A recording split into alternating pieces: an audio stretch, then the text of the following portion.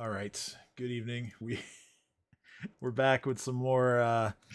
Sorry, we've been having some really funny conversations before going live here. So we're back with some more School's Pathfinder. interesting, y'all. Yes, lots of good memories being shared. What is this? And me learning, I very much did not have the typical high school experience. Okay, Rob just saying that when he gets here, he's going to be drunk and continuing to drink. Okay, got it. Yep, it is. So, does Awesome. that fair? Does that change his characterization at all? I don't think so. It probably just turns it up even further to 11. But hey, I'm here for it. So, last time you guys went through the secret door that leads into the sort of a shrine to the Mother of Monsters that you found through this sinkhole that appeared underneath Sandpoint. Secret tunnel. Yes, indeed. You guys walked around some fog-filled hallways, exploring really all of the rooms that you could see in this general area. One of the rooms had a pool of water that looked clear, but was most likely not safe to drink. You found lots of hidden doors. Well, not so much hidden, more as they were covered by illusions that had been placed by the person who lives here, uh, the mysterious guy known as the Scribbler. The Scribbler spoke to you at several different points, asking you questions like what happened to Thassalon, what replaced Thassalon, what happened to Karzug, how do you plan to deal with what the Runelords may or may not be plotting to do to the world. What would you give up to achieve your goals? Things along those lines. Um, and there were some interesting answers as well as some non-answers and some questions that you seemingly couldn't answer. Oh my god, was a siren? What Yeah, was that? sorry, that's me. Okay, no, I wasn't sure. Yes, a cop just passed by my front door. Sorry. Nice. So at one point in one of these little tiny rooms that have been partially caved in, Dino found a crate that had 600 platinum pieces inside of it, as well as a scroll case. You guys check that out. Read what it was. It's a blur spell. So one of you is holding on to that. I've also, excuse me, added the coins to everyone's inventory. Um, and yeah, after exploring all of these like little side chambers, you guys managed to find a couple bits of writing that were significantly different from everything else that was scrawled onto the ceilings, walls, and floors. You guys were able to determine that these were parts of a poem that correlates to a location known as Runeforge, which you had already learned about from your time in the Yorgafis library. And after finding the third part of it, you guys have seemingly found sort of an explanation for how to get inside. Before finding that, though, you had to deal with a rather large number of threats. There were three demons that were positioned inside the main cathedral. There was the Scribbler himself, who sort of bided his time and waited for an opportunity to involve himself in the fight. And he did once he called in some hounds from around a corner that leads to the south. They joined the fight and they let out their terrifying howls towards all of you. Most of you made the saves. Dream and Ursula did not, so they had to drop everything they were holding and flee in panic. You guys will probably find lots of like scratch marks on the wall where the secret door was because Ursula was just trying her hardest to get out but couldn't find the door. So the Scribbler tried to take advantage of that, and he was doing pretty well for himself at first, but that kind of got shut down by Dino, who decided to summon a bunch of T-Rexes in the room. 4 of them in total. 1 to basically protect the 2 who were taken out of the fight, and the other 3 to deal with the demons, and really just thin the numbers for the rest of you to clean up, which you did. The losses for you guys, it was really just 1 of Dream's thralls went down, but everyone else is alive and well. Maybe down a few hit points, but nothing you can't manage. So yeah, and then after that, you found the third part of the poem. You claimed all of the Scribbler's gear for yourselves, and once the Scribbler was dispatched, any remaining demons or hounds that were here basically just disappeared. So they're no longer a threat to you. For now, it seems that the place is emptied out for you. Even the defensive measures that the Scribbler had taken to kind of ward off the place have also ended. So that's about, more or less where we left off. Let's pick up from here. So you guys are in the cathedral.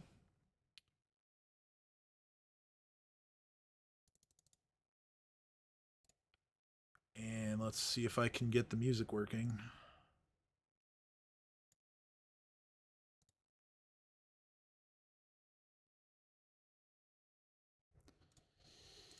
All right, so what do you guys want to do?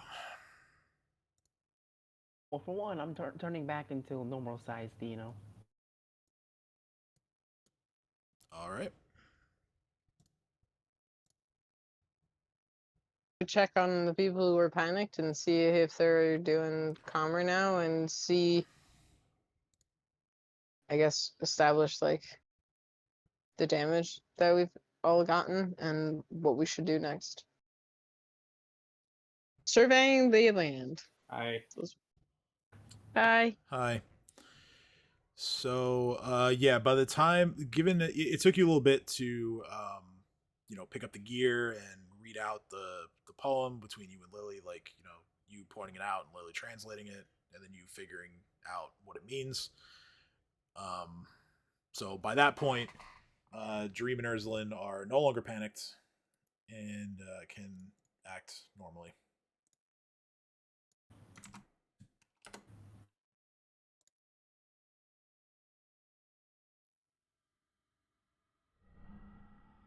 Okay.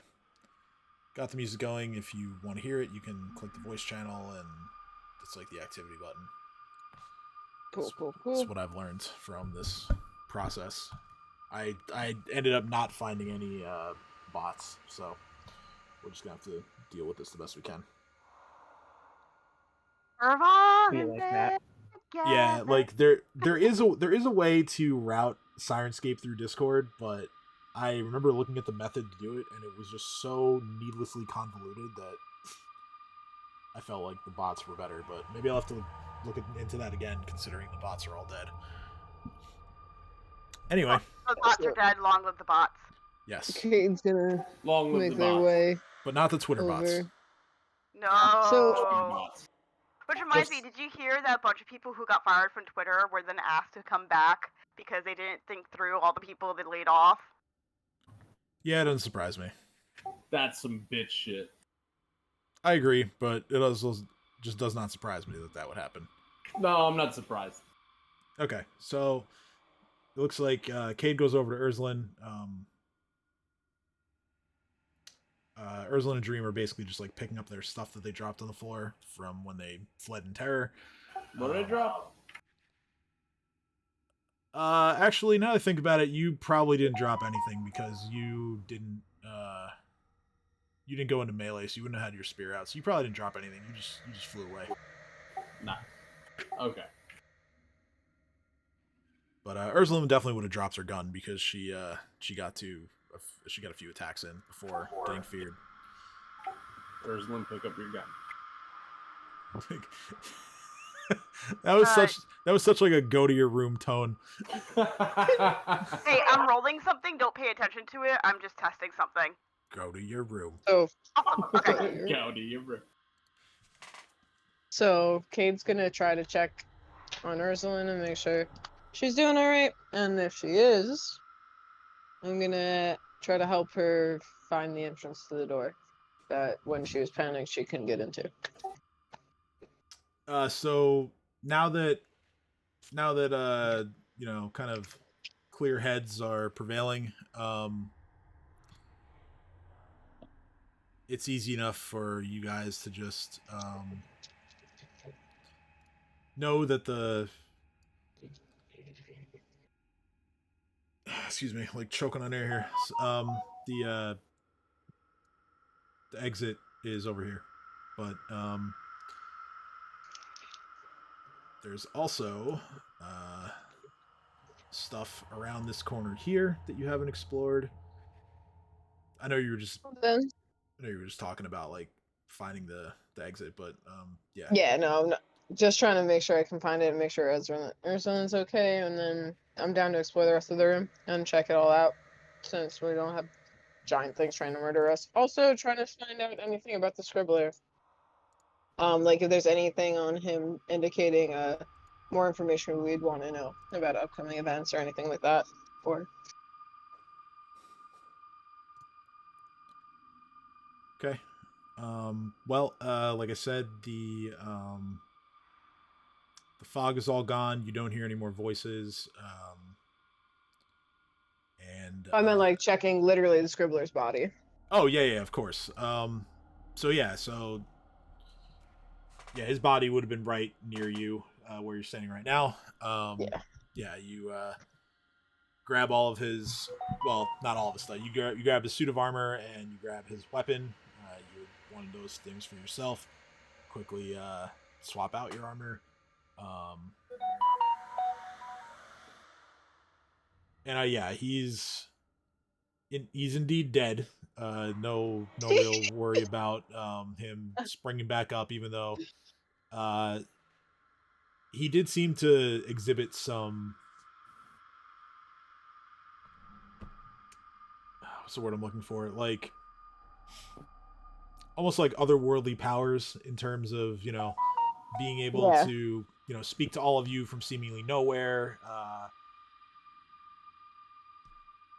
He is the dead humanoid at this point, though. Yeah, regardless of he had whatever I thought, like he had a bit of like a, you know, like an aura about him that, you know, he was being given like additional powers from somebody. But that is no longer a worry, as he is dead and you have his stuff. So even if he did spring back up, you have his stuff. Yeah. So good luck, buddy. Yeah. I wish him good luck. Fuck him. No, I would rather not. Not what I Dang. meant, Cade. God damn it. Dang. Cage just works. Cade goes, I know I'm undead, but not that kind. That's like I meant something.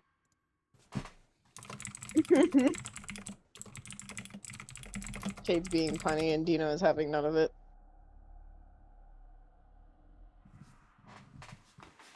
Alright then, Since he's fighting to him, might as well have some fun with the dinosaurs. Hey, T-Rexes, do me a solid and grab Cade. Okay. Oh, is it prank time? Okay. Yes. I'm climbing up like the rubble, just being like, huh? No. All right. Well, even so, they have a very long reach. So I know. I'm prolonging the inevitable, not preventing it. yeah, I wouldn't even say prolonging with that roll. I mean, I can try. Well, no, it's you know, it's just against your combat maneuver defense. So there's no. He's grabbing you. That's a 46. Well, as I'm being rolled around by a dinosaur, like just being yeeted into the air, I'm going to know and orient myself in which direction's north. Okay, well, that's this way. So Thank you. at least you know Hey. where north is. I have a question for you. Yes. What's your favorite sport?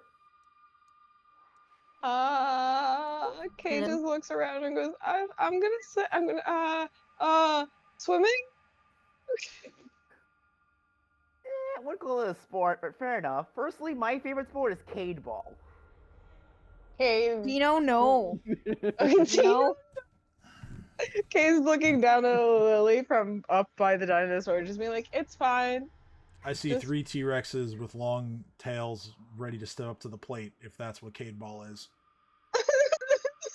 Dino. No. What? No. Kate's That's looking around. Like, can we not, please? We kind of need Kate alive. We need all of us alive right now. Fuck that one Sam guy in killing particular. I Do will you know the rules- Do murder. you even know the rule, the rules of cade ball?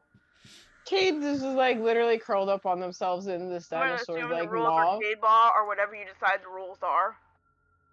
Don't kill Cade. Rule number 1 of Cade Ball. That is indeed rule number 1. If you kill Cade during cade ball, you automatically lose. Well, it looks like you're not off to a very good start then, are you?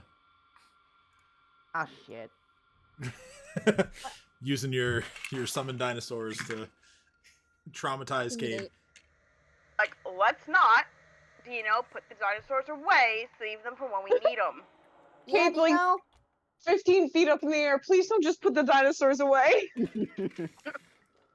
Dino. Alright. What? Kate down. Then put the dinosaurs away. Kate says Good, exasperately. Good. Put Kate Good down dino. first, then put the dinosaurs away. Good. Yeah, put Kate down Pardon first, me for having a please. little bit of fun with the dinosaurs that just saved our lives. Thank you. Hey, They Kate did. just kinda, hey. You mean summoning 4 dinosaurs and telling them to just murder everything in sight wasn't fun for you? They Kate's sitting did there save with a us. little We're finger up in the grateful air, for being that. But also, can we not kill Kate, please? Hey, Dino. What? You know what I've noticed lately? If you noticed lately. You haven't pranked me in a while. Oh, that's a good point. God. Oh, can we? Play Lily Ball instead. Why would you tempt him? Funny, Alright, so that's why. Cade is placed down on the floor. What do I do to combat this? Nothing. Nothing. Nothing, because Tyrannosaurus have a plus 32 to grapple, so What? Can't I do anything? What if I make No. it? it's What if I 39. make it though? Make what? It's they roll against your combat maneuver defense, which is 24. Isn't it And like rolling an attack, where you don't do anything trying to defend against the attack? It's all about if they can roll high enough to beat you. yeah, CMD is basically like your AC against grappling and getting tripped and disarmed and things like that. So that's a 39, and so now Lily is picked up by the T-Rex. Other You T-Rex, know- go long! You know I was joking about this, right?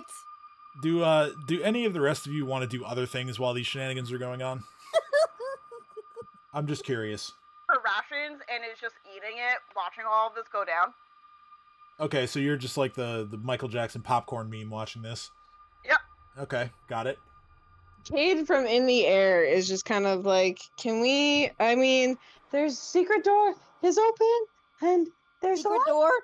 that way. And as I'm just like being tossed around, just shouting every Dino? single time I go through the air. You know, if you're gonna throw me anywhere, throw me towards the secret door, please. Well, no, the secret door is the one that you came in from, which you certainly can leave if you want, but you I know, actually want to search.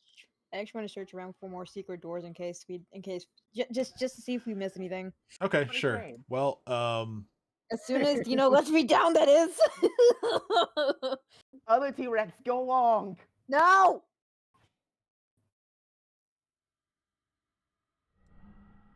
he goes long. No. Lily. I'm gonna teach you the rules of Lily Ball. Rule number 1. Killing Lily is an absolute must, unlike Cade Ball. Wait, what? Nice knowing you, buddy. Oh, well, so with that really low strength check, Wait a minute. They weren't actually gonna toss her. I wouldn't actually do that. okay. I just told the other T-Rex to go long just to like pull a trick on the others.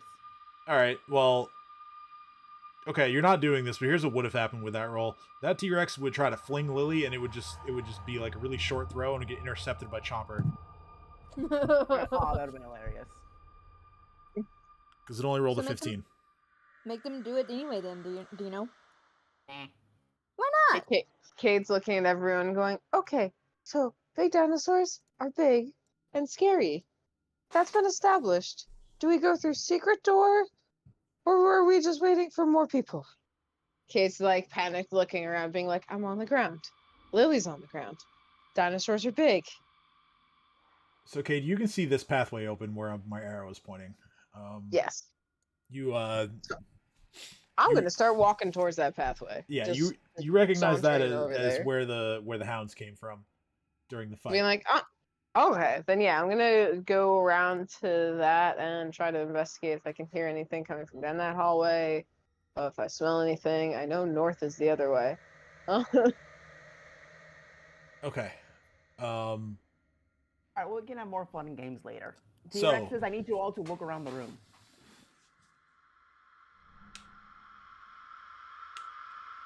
You, Kate, I'm just gonna move you this way.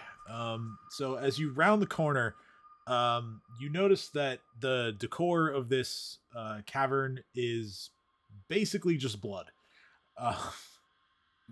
There are streaks and swaths of it lying splattered all over the walls. On the ground, you see some like pools of blood that have started to congeal and rot. There are also bits of flesh and severed body parts scattered around. Really just informing you that whatever did happen here, it did not end well for those who were involved.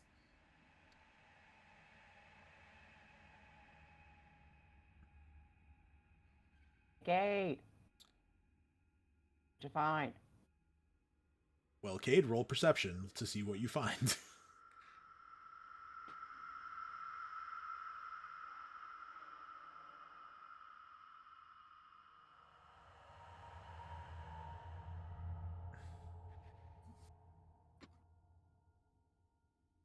Okay, so amidst some really all of the carnage here, you notice that some of the body parts here were like very recently left here. As you move a little further in, you notice that a scrap of clothing is lying next to one of the pools of blood. You pick it up and you look at it, and it would seem that this belongs to one of the guards that Sheriff Hemlock sent in here before you guys came through. No.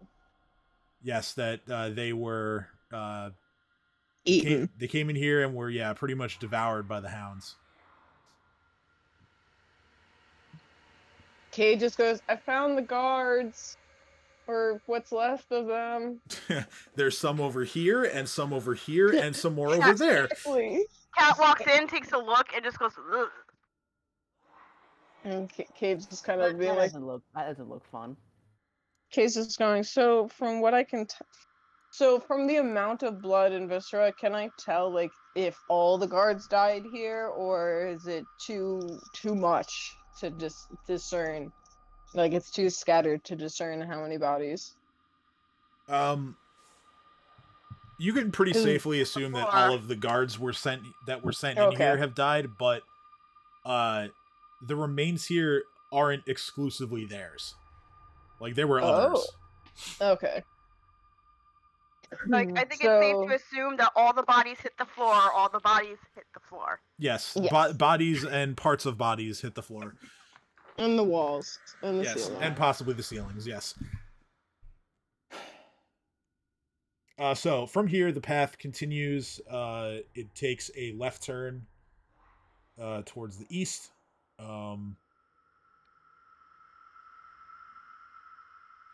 Is anyone else joining on this search, or is it just the Cade and Cat show here? And let's all go. Do the dinosaurs even fit through there? Or you're not gonna let Kate and Kat do all the work like y'all always do? Oh, shots fired. That's funny that you guys think you do any work. Sorry, Kate. No, I mean, that's fair. Kate just literally gives you a bit. It literally just hits you with a hypnotic stare and goes, "What?" Who, me or wait, hold up, me or Dino? Oh, it was Dino. It was the Okay. joke. How dare you talk shit about the party faces? All right, so if everybody's going, I'm moving tokens. So The T-Rex is even fit. uh, not comfortably. Like they could squeeze through. Actually, mm, Never figured out I have ice cream. yeah, they might be able to squeeze and make it through this area at least, but there may be things further ahead that they might not be able to get through. They deserve better. Alright, thanks a lot, guys. And remember, the power of the T-Rex is better than anything else in the world. Alright, cool. They all give a mighty roar in unison that echoes throughout the whole cathedral before disappearing. All right. Trying to continue to advance forward. All right. So yeah, you guys Forward. can move yourselves from here. So you Kate's gonna look down quietly. Clear, conti- just for the record. you continue to your left and then straight ahead. You see this small little this narrow cavern open up into what looks like multiple separate chambers. These chambers at one time looked to be like truly sectioned off and separated, but due to walls collapsing and erosion of the ages, they have become closer to one area. You see more bloodstained fragments of things like chain shirts, shields, swords, clothing, just haphazardly lying about the room. The walls here are decorated with more writing and scribbling. These are all written in blood. Hi. Are there languages I understand? No, it's all still Thessalonian. Okay. I am Well a then. hero. Can I, you really are actually. Can I discern any sounds or any living beings or anything coming from any of the directions, like any smells or signs of life? Sure, roll perception. Well, Kate does that. Can I read the thing? The stuff, the words? Yeah, I'll move you further ahead. I guess we'll have a Cade call out that there's stuff here, and Yes. you can investigate. Okay, Cade, no, you don't detect any creatures in the area. Okay. Cade then says, "All right. So the tunnels have started to degrade and become joined, but I don't know if they stay joined because of the degradation forever. So what one do we want to go through?" I look back at everyone. Left. You're never gonna Should've say seen right, that. are you? Oh. Should have saw that coming. Okay, so Left. you guys move to the left first, which is the one to the north. It's basically as I described. There's bits and pieces of clothing, weapons, armor, all of which are bloodstained. And like I said, the writings on the wall are all in blood. There's no ink or paint involved here. Not even like etched into the surfaces of the walls. It's all just painted in blood red. What does it say? The ones up here in this area are really just more prayers to Lamashtu. Prayers, maybe details of rituals, other holy texts dedicated to her. Nothing that strikes you as like out of place in terms of like oh, this is another part of the poem. Moving a bit south, the middle chamber here is the same. And finally, when you get down to right about here, To your right, there is another very narrow passageway that continues on to the west. However, there's are more writings here. Roll perception for this one. Can I get Dino to help me with this too? Sure, Dino can assist if he wants. Yo, what do you need my eyeballs for? To see if there's any writing on the walls. Of course, I'll use my advanced eyeballs with guidance. 42, let's go. Okay, so Dino spots some writing that is a bit larger than the rest. I guess would be a good way to put it. And so he immediately directs you to read that specific part. Read that one. As it turns Okay. out, this is another part of the poem. It reads, "On frozen mountain Zin awaits, his regal voice the yawning gates. Keys turn twice in Sahedrin, occulted runeforge waits within."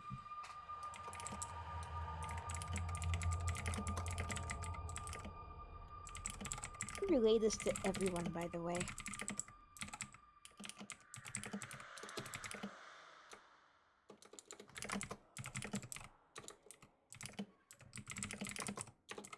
Lost everyone.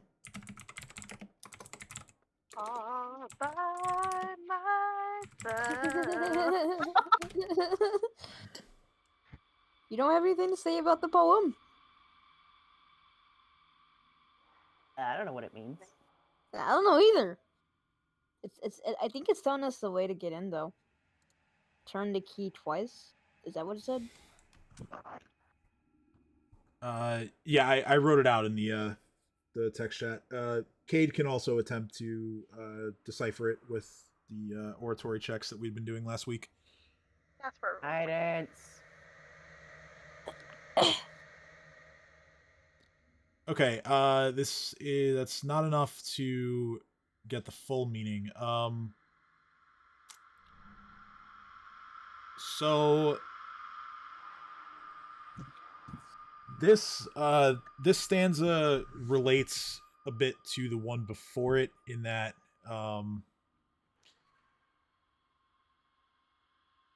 there are a similar set of stones that are tied to the different schools of magic, and this is indicating that when you do obtain the keys from the first set, you place them here in the second set. As far as the Oh, the order of the things we were wondering about before. order of what the passages here.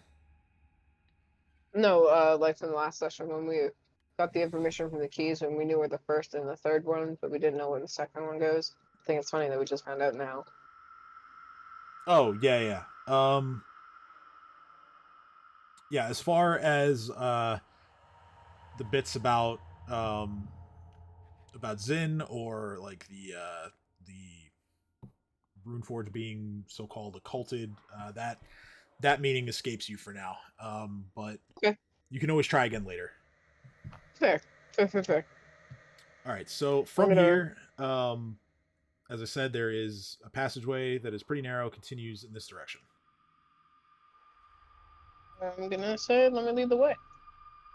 All right, so Cade leads the way.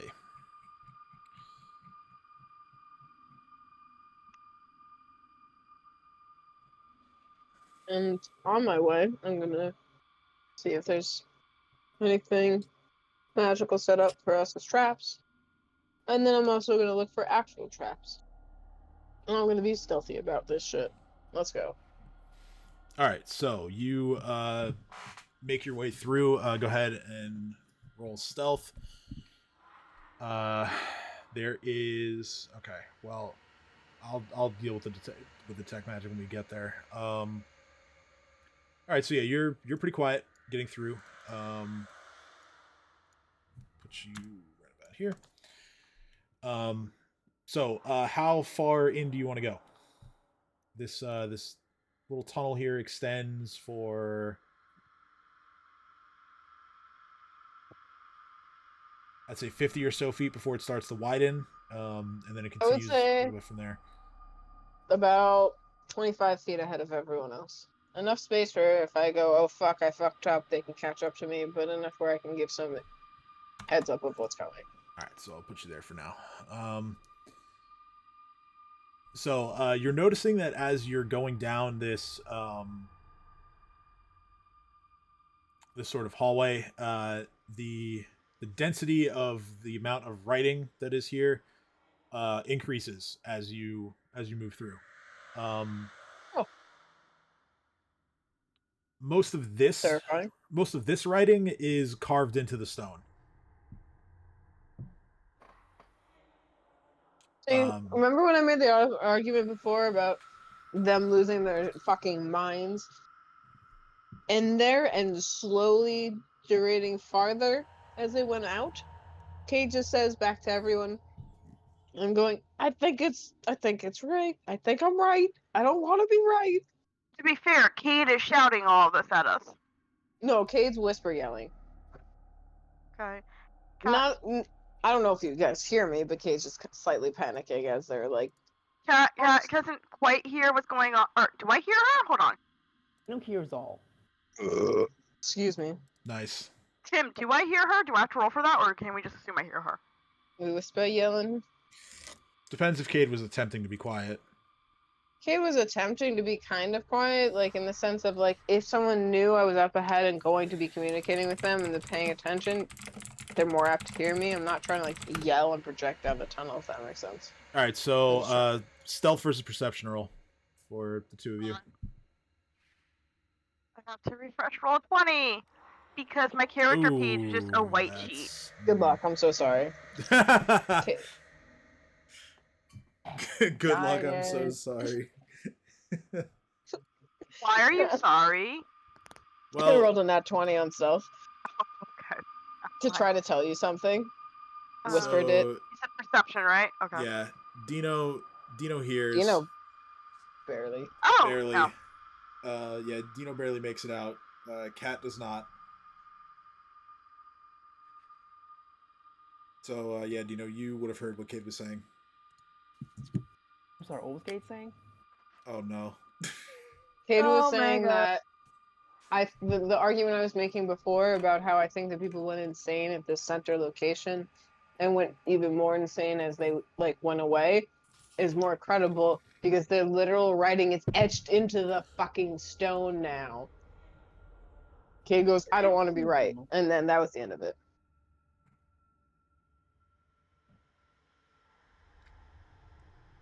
All right, so Would next say question. that, Sorry, go ahead. Go ahead.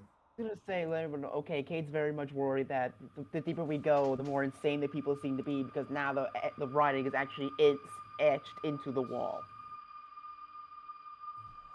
Pretty So much. we should be prepared for insanity spells. And also, that magic, I guess, Cade. That detect magic. Did we address that? I don't know. I don't think so. So from where you're currently standing, let's see here. 60-foot range. Okay, so there is in fact a magical aura coming from much further in, like closer to the edge of the spell's range. Terrifying. Hoping that people are gonna catch up to me a bit, so I can then tell them, or I'm gonna backtrack a bit and be like, There is I'm gonna there's one single aura. You can go ahead to make an Arcana check to determine what school of Yes. magic we're dealing with here.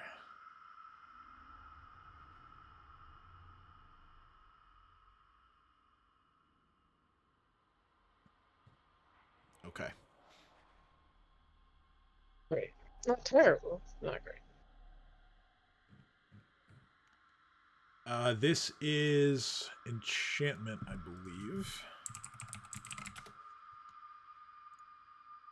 Yeah, enchantment magic.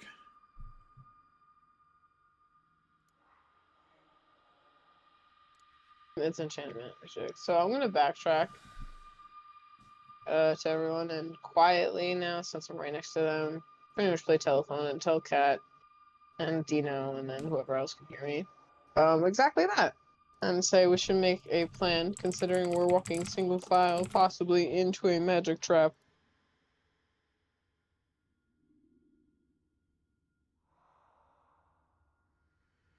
What kind of magic trap is it? It seems to be a being that's emanating some type of enchantment magic. Just one that I can just discern of so far. But it was pretty far away, so I don't know. Possible I'm not an surprises. expert on enchantment magic, but last time I checked, all of it affects your mind, does it not? Yes. Yeah. Usually. So the one with the strongest will should be in the front. Which is Cade. Yeah, nice. Cade kind of looks at everyone and goes, "Hi," and then kind of goes back down the tunnel, being like, "So yeah, follow me." All right, so At least want guidance for the roll. Cade's already running, so you got to catch up. You got to be quicker than that. God I'm the damn it. gingerbread man. Run as fast as you can. You can't catch me. I would like to run up to Kay, but my token is stuck. God damn it. You can't catch me. I'm the drug man. Oh no, I want to know who he is. Oh, we'll find out in a little while. I know. I'm excited. So here there is a rather large stone that splits the path between left and right. Although you can see past it and see that it just leads to the same place, so it doesn't matter which way you go. Guidance. Did my job. Okay, so you've been provided with guidance. Gonna say, Dino, go left. I'm going right. Left. Okay, so Cade, you walk into that little box room right there. Yes, and stop right in the corner with like my hand raised on the wall around the edge of it. All right, so stepping in there, you actually hear a whisper in your mind. No, I don't like that. The whisper says, Kate said that audibly out loud, for the record. The whisper tells you that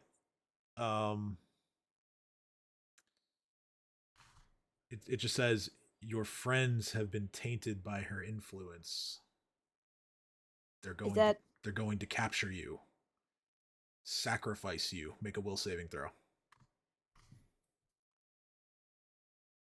So as this is hearing that, literally you heard Dino at least heard Kay go, "Oh, I don't like this." And you said a will saving throw? Will saving throw. 31. You're totally fine. You were subjected to a suggestion spell, which you have fought off. So looking further ahead, you see a single door. For all the writing that is in this this little area here, the door only has like a single like one little compact piece of writing on it.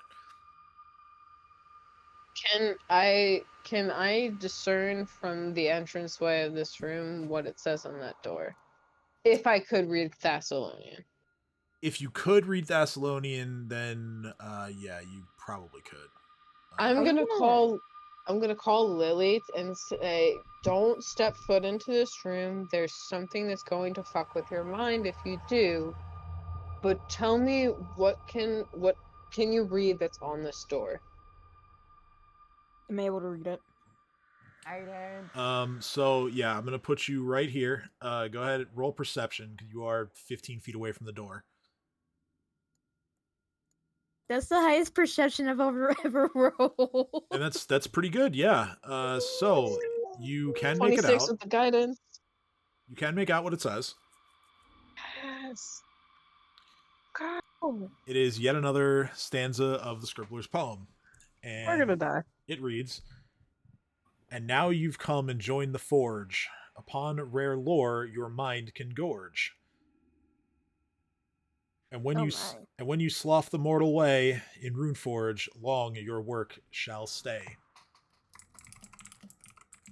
Oh goodness. Okay. Kate looks at What? Dino and says, "Yeah, Forgot a thing. what?" Hat. I'm gonna try to Yeah. dispel whatever So the hell, That's okay. suggesting. Okay, Oh, sure. because I did warn everyone, like, if you step in here, you're gonna be influenced by something. Sure. Okay, so go ahead and make a caster level check. Fuck. 17. Let's see here. Targeted dispel. I don't think that's going to be enough, actually. Let me just verify that. Because it's off of the caster level of the person who put it there, not the spell level. Yeah, that's not enough to dispel it. This can be dispelled by like normal trap destroying means as well. Oh, I have one more casting, so I'm gonna try it one more time. Okay, so yeah, you try again. Go ahead, roll another check. Yeah, that'll work. Okay, so yes, the suggestion trap on this whole box of a room has been dispelled. Do I feel that happening since it tried to affect me? Yeah, That's so always something I've always wondered. so yeah, you had been able to Okay. tune out the whispers thanks to your will save. Now you don't hear them at all. Okay, so I'm gonna tell Lily and look at Dino and pretty much slap Dino on the shoulder, being like, "Yes, thank you," and look at Lily and go, "It's safe now." I'm just gonna step in the room now. Okay. Yeah, it is safe to step into the room. Alright, it's us four against the world. We got this.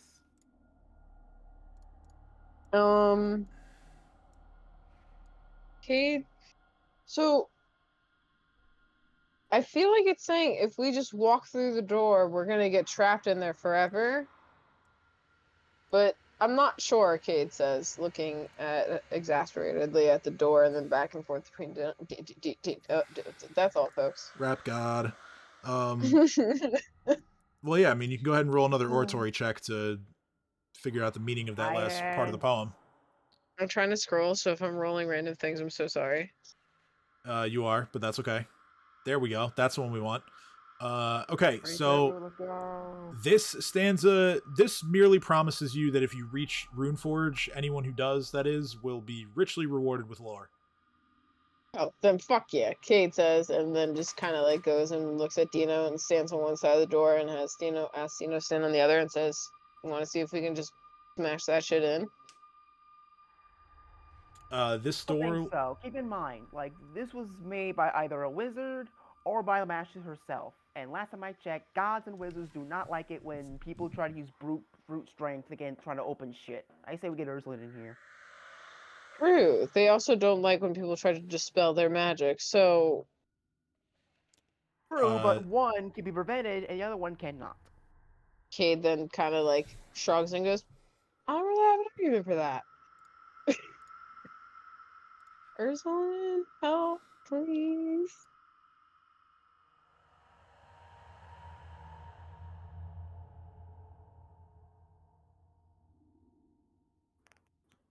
All right, I guess I'm taking over here. Ursulin is going to move over there. Guidance.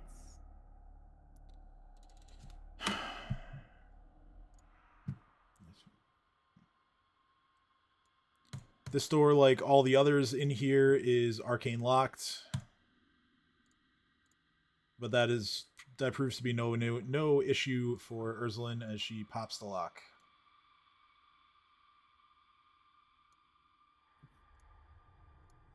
I tell her thank you, and smile happily, and then say if we want to on 3, we can open the door. You can be armed and at the ready, and like ready a shot in case we need it. And Dino and I can push the door open and flank. And then if So there's nothing right there, I can walk in. Like, you know what I mean? Like, have Ursula like there, so nothing there that's immediately in the way, then step back kind of and me walk in front of and go in the tunnel first. between your dark vision, Ursulin's low light vision, and Dino's torch, you can see now that the door is open that this hallway appears to just be a straight shot to the north. Dino, oh, he's on the wrong side to have a good angle at what's in the other end of the hallway, unfortunately. But yeah, Ow. there is it's a straight hallway to the north, ending in what looks like more cave-in rubble on the far side. Some of the walls here have been damaged to the point of crumbling from similar cave-ins and other natural occurrences that have happened over the years. But yeah, you're looking at probably, let's see how far this is, 40 feet to get to the end where the rubble starts to get really dense, and then it's like 50 feet all the way to the far wall. Okay. Kate offers to go ahead and investigate. Okay. Guidance. All right, so Cade gets some guidance and forges on. So I checked. I stop here to check. all right.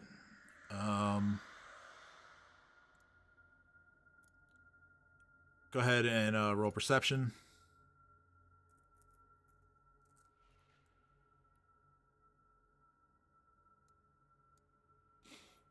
Yeah, Cool. looks just like a bunch of rubble to you. Nothing Cool. nothing of value catches your eye. Okay, so then Kate just kind of like ways everyone to continue forward and take some more steps forward to this next point, and then waits till some people catch up. Go right here. Then I'm also going to use my eyeballs. All right. Dino uses his eyeballs, With guidance. but of course. Always have guidance going at all times.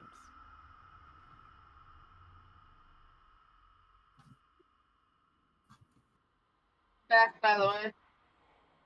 I didn't even realize you were gone. But welcome. Dino,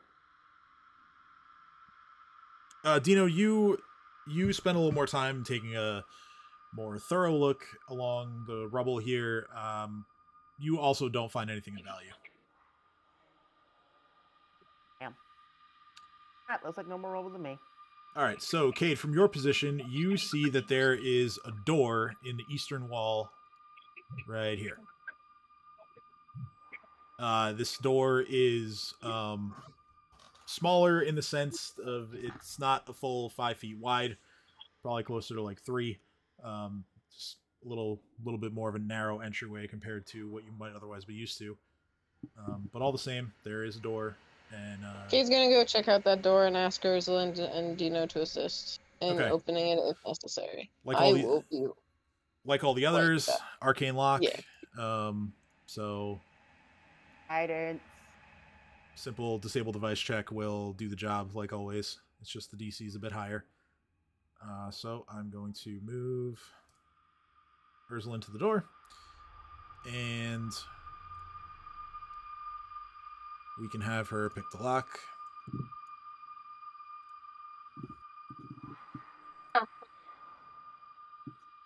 With some guidance.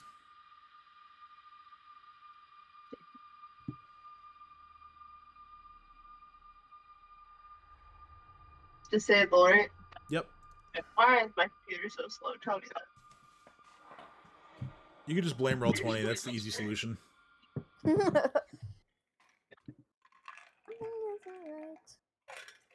Sure, easily enough, Ursula picks the lock. Popping this door open, revealing the walls of this room are decorated with a flowing script as well as runes. To the north, so over here, slumps a bloody human body. Its limbs have apparently been broken in Nice. over a dozen places. There is a low table along the eastern wall here. This table is covered with vials of different colored liquid. And sitting in an inkwell is a quill made from a peacock's feather.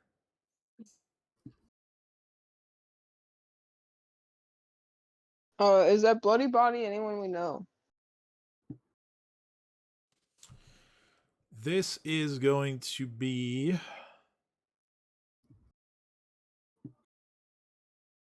knowledge local.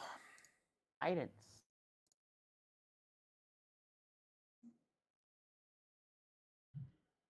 My cat wants to be involved in D&D. Nice. Also, is anyone entering the room? You know what? I'm gonna check for traps. Because Okay. that just sends a red flag down my head.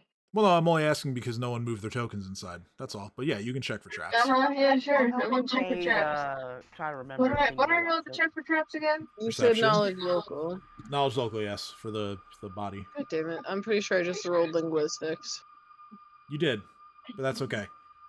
I'm on my iPad, which means I don't know how to use things, so it's a touchscreen, and I accidentally keep touching things and using them instead of Alright, using the right kind of touch to scroll.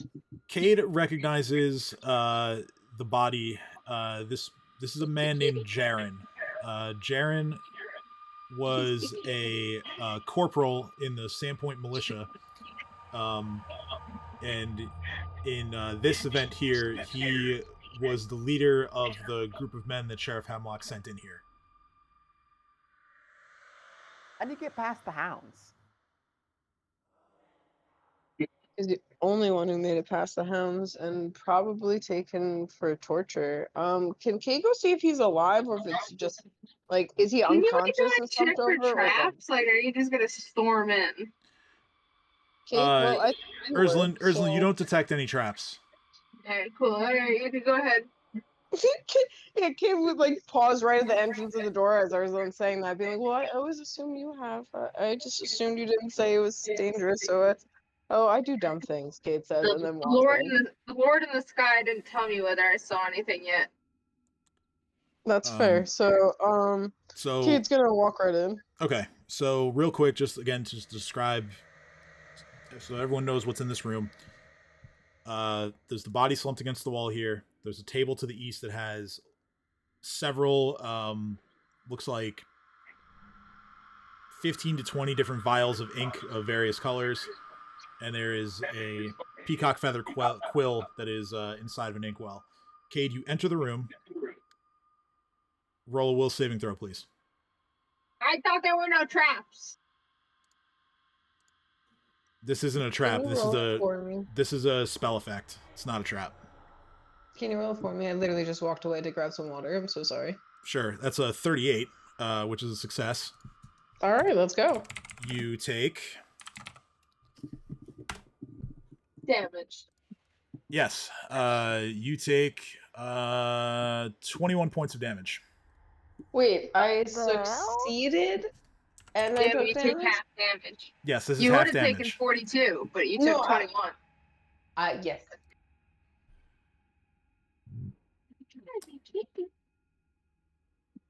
It is at that moment in time, Cade looks back at everyone and goes, "Yeah, I see why he's a body. Don't just Ow. stupidly walk in."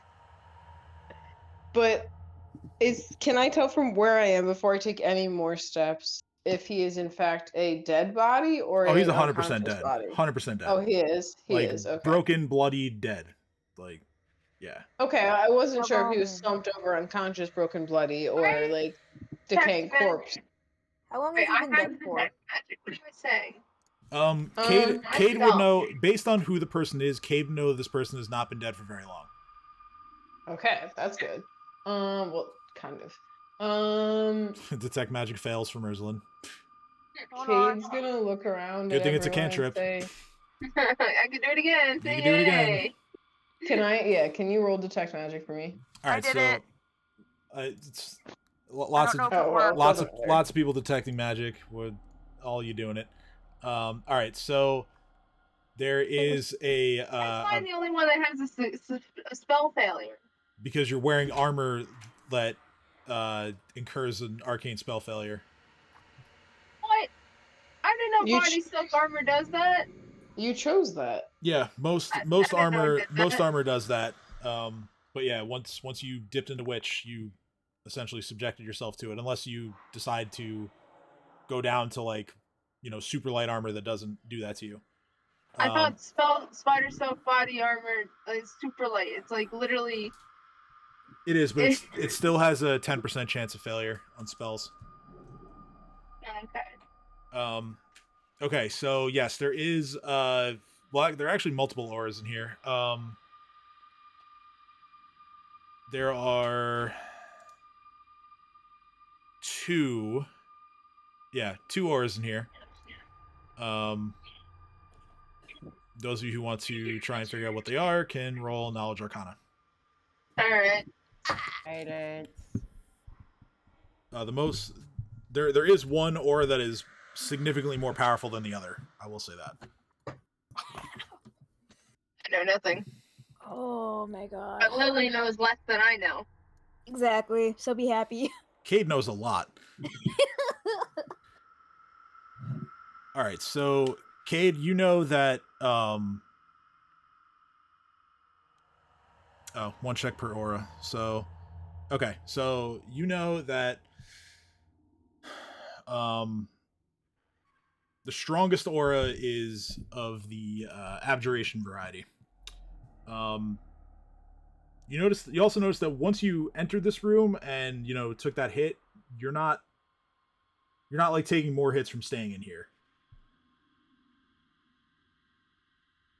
Okay, so I'm gonna warn everyone then. I'm gonna be like, so the way this works is once you step foot in this room, someone's gonna try to knock the shit out of you, and even if they fail, they're gonna take a chunk out of you anyway.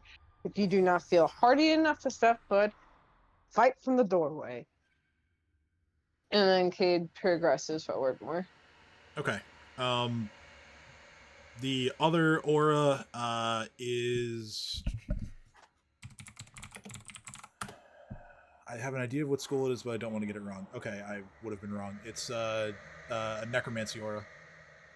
But this one is like fairly weak. So Cade's gonna cast resistance on every single person who walks through the door, effectively, just to give them a little extra bonus. Okay, well, is anyone else going through the door? Yeah. When it has guidance, I'm gonna step forward. All right, so Dino steps in, Lily steps in. Both of you make will saving throws. Oh, that's not good. That hurts. Well, I gave her a +1. I mean, it's still a failure because it's a 1, but... I know. I just slightly less failure. Still failure. All right, Dino. Okay, Dino succeeds. You didn't even need the help. How much damage do I take? Lily takes 19 points of damage. That's less than what Cade took. There's a reason for that. Significantly less. Dino takes 9 points of damage. I'm not walking into that room. You guys could say, fuck it. Oh my. That's why I said it. If you can fight from the hall, fight from the hall if you don't want to get a chunk of damage taken. I think I just saw Kat go in. You can't hide behind Cade's token, Kat. Like up the hallway. I was not going in the room. I'm a little lost. I can't see shit. Okay, well that where you move to is inside the room, so I'm just making sure that I can't see shit. So I'm like, I think this is still hallway. here's a torch. Do you know what I have to say to that damage? Do you know what I have to say to that damage? Channel energy. Yes. Okay. Everyone gets 31 healing. I don't even need it, but I do need it. Never mind. Nice. 32 I'm points gonna of feel healing good. all around. Oh, well then I'm back to full. Yeah, almost. Yeah. Okay, so Chomper. If I took my meds earlier, we'll be bowing out in like maybe an hour. All right. Well, yeah. Let's keep things moving then. So, yeah. As I've said, there is the body and the table with the ink and the quill on it. Go over to the body, and I'm gonna try to expect what happened to him. Like, was this by the dogs? Was this by the demons? Was this by a person? What the hell happened to this man? Okay. Make a heal check. I want to make a heal check too. Okay. Sure. Yeah. You can. You can. I'm making the heal check. You can assist each other. It's fine.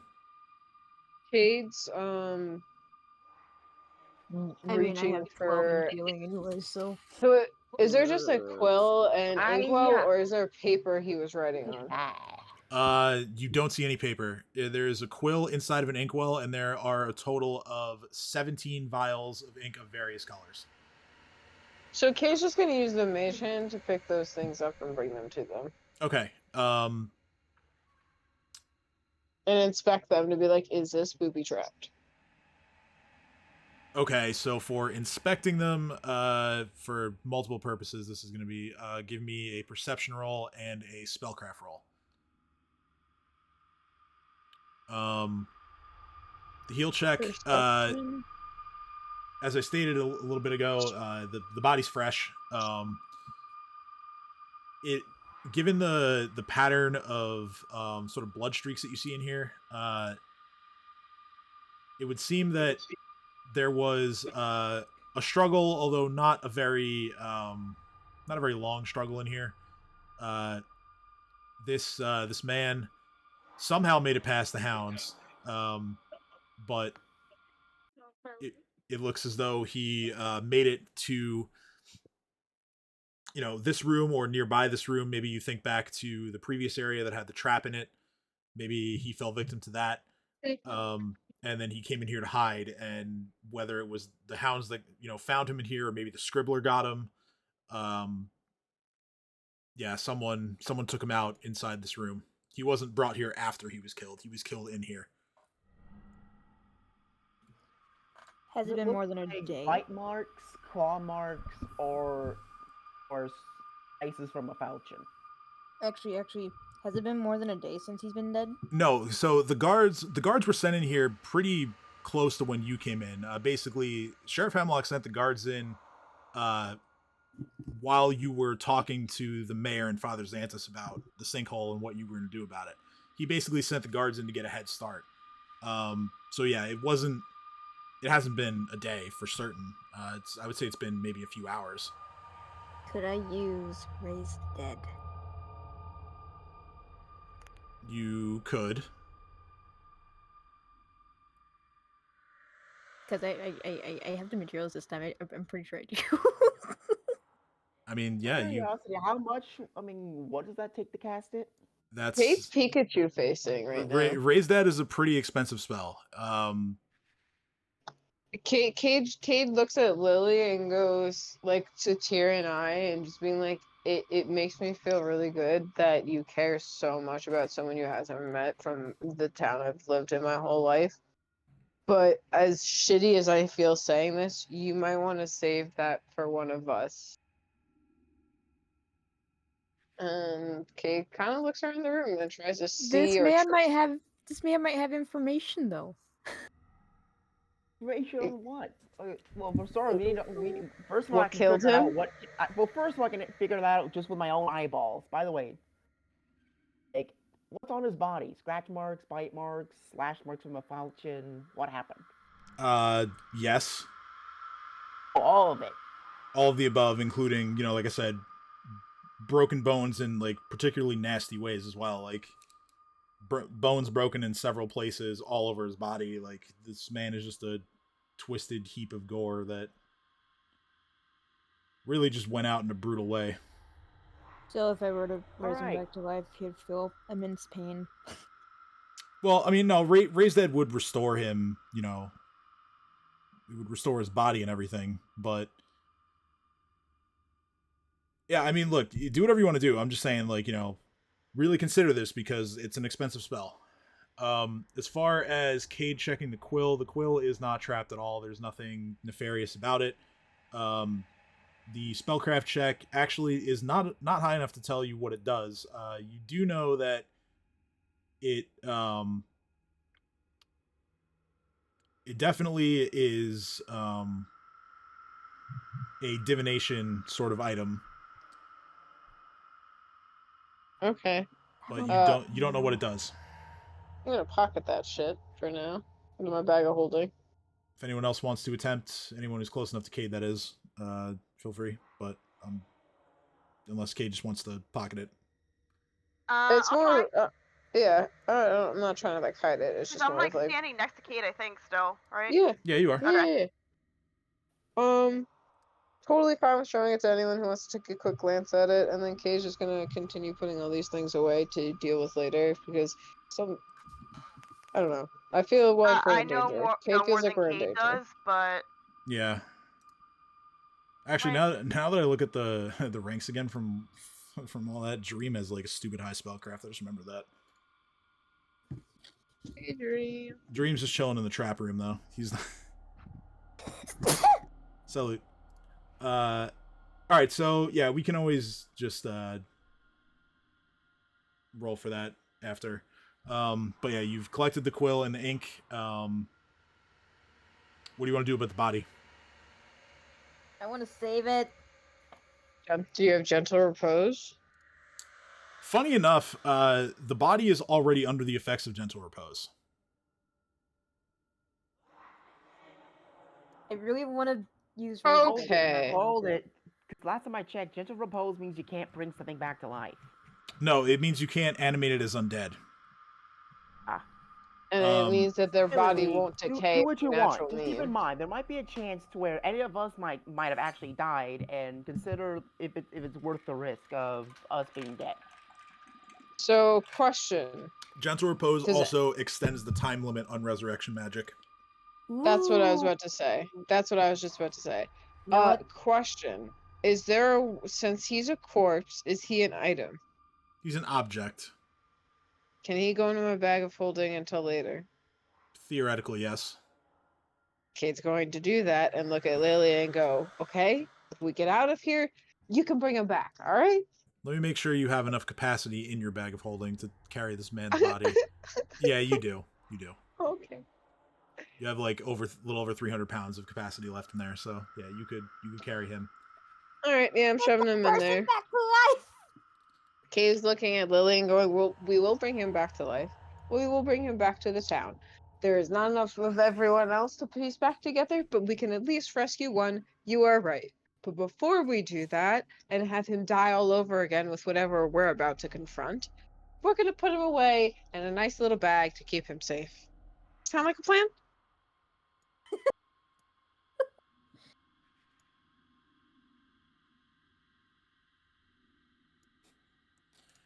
At this point, you have seen all there is to see in the shrine. Kate's losing their shit slightly and just continuing on.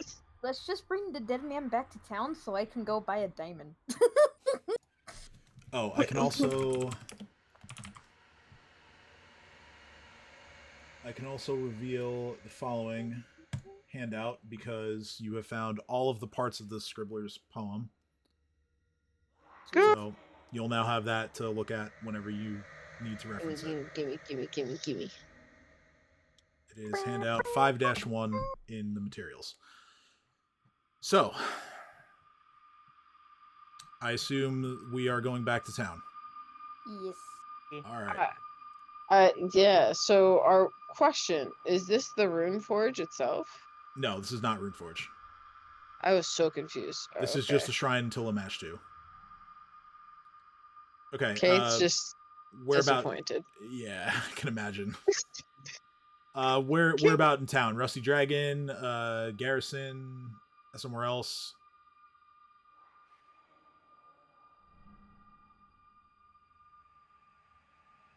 Well, Kate's gonna go to the mayor. Hello, mayor. All right, I'll put everyone at the Garrison then.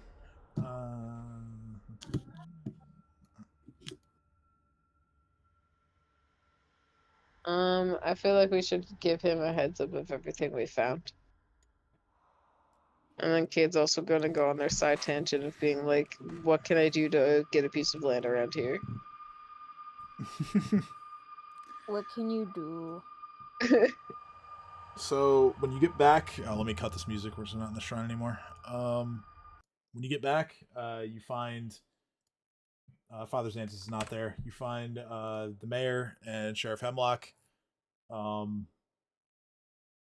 They were quietly discussing something when you walk in, and as soon as you do, they immediately stop whatever they're talking about, and well, Sheriff Hemlock in particular sort of excitedly gets up and he looks at all of you and says, "Oh, well, it's good to see you back from the sinkhole so soon. What did you find?" A dead body. Cade face palms hard and goes, a shrine to homage to all of your guards dead, most completely unrecoverable. We have the captain who was curiously already in gentle repose, and I'm very concerned as to why. We decided to retreat to figure out everything we saw. We fought something called the Scribbler and some evil fucking effectively hellhounds. And then Kate exasperatedly opens the bag of holding and kind of like lets him see like the top of the dude's head and has been like, he's the only one we're going to be able to save. Although I'm very curious to know why he's been gentle reposed and if he's possibly being used or is going to be used for something. So I would like us to bring him back to life in front of you and the sheriff and us. In other words, do you have a diamond that's worth 500k gold or 5,000 gold? Jesus Christ. 500k. Holy shit. So I'm hearing your asking price is like 495,000 to bring someone back to life, and then you also want them to pay the component cost. Got it. I like it. The mayor and the sheriff kind of look at each other, and they're like, I mean, we can check with Maver at the jeweler, but I don't think we're going to have something that great here. He just kind of looks and goes, well, we have a few days, but if we do want to bring him back, it's Theron, Cade says, looking at everyone inside. He's the only one who even close to made it, and by made it, I mean isn't one piece. That place is literally like a small pit of hell on Earth. Or, not Earth. Fuck. Sheriff Hemlock thinks for a moment, and he says, "Well, it's a shame. I feel responsible for sending those men in before you all. Jaren was one of our best. You'll get him back. I hope. I can only imagine that he was being kept in that state to, well, Be found that way. I don't like saying this, but perhaps whoever was doing that to him was going to try to get information out of him later." It kind of says, that's kind of what I feared, and if they already had. But Cade just went inside and said I couldn't leave him there, and Lily is willing to bring him back if we can get the materials. We weren't trying to boss you around per se, more so warn you. Well, we appreciate it as always. We may need some time to get the materials, but I'm hopeful. Hopeful it can be done. So then I ask about. Kate just kind of awkwardly looks at everyone and then looks back and goes, so with everything going on with Sandpoint and it becoming a much larger focal point of attention from much farther away lands, I think we should start preparing us to be a larger port. And also, I kind of look around at everyone. I would like to be able to have a house. Is there any land? Can Cade build a house? There's Looking land at everywhere, everyone. Cade. Cade just face palms and just goes, no, I mean, oh god. I don't know how to do this stuff. Get back to bitch, isn't it? Huh? But yeah, Cade's looking at them there and saying, effectively, I want to make this town more prepared and give a place for those who had their homes destroyed, a place to work and rest while places are repaired. And, well, my hope is when more people start to live here, we actually have the infrastructure in place, because the fires and everything else that we endured when the dragon attacked and everything else with the ogres, there's a lot to repair, and we should be more prepared. I feel like there's more coming. Yes, I agree. To your question about, well, perhaps getting some land for yourself, I'll put out some feelers. Give me a few days, and I'll get back to you. I'm sure I can find something suitable. Cade just smiles and says, "Thank you, I very much appreciate it." And then I look at everyone else and I say, "Was there anything else you guys wanted to let them know that you saw?" I know I just gave a quick summary overall of what we've just done. Did anything else stand out to any of you? No, but I do want you to show me around town. I do feel like there's an important detail that that was Lamashu's tomb, and she is very much involved in this, and she is very much pissed about it. Cade kind of just goes, "I did just kind of gloss over and say it was a shrine. I didn't really clarify or what kind of shrine." "Thank you, Dino." Just kind of Got it. exasperated at himself, being like, the most major part.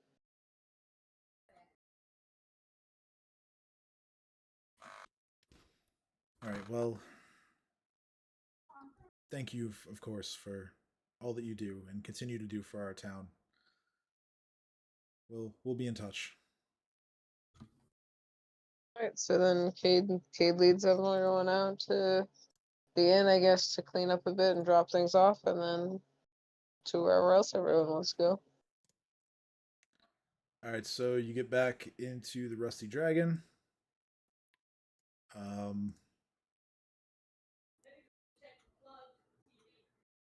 As you enter, it is sorry. It's roughly around dinner time.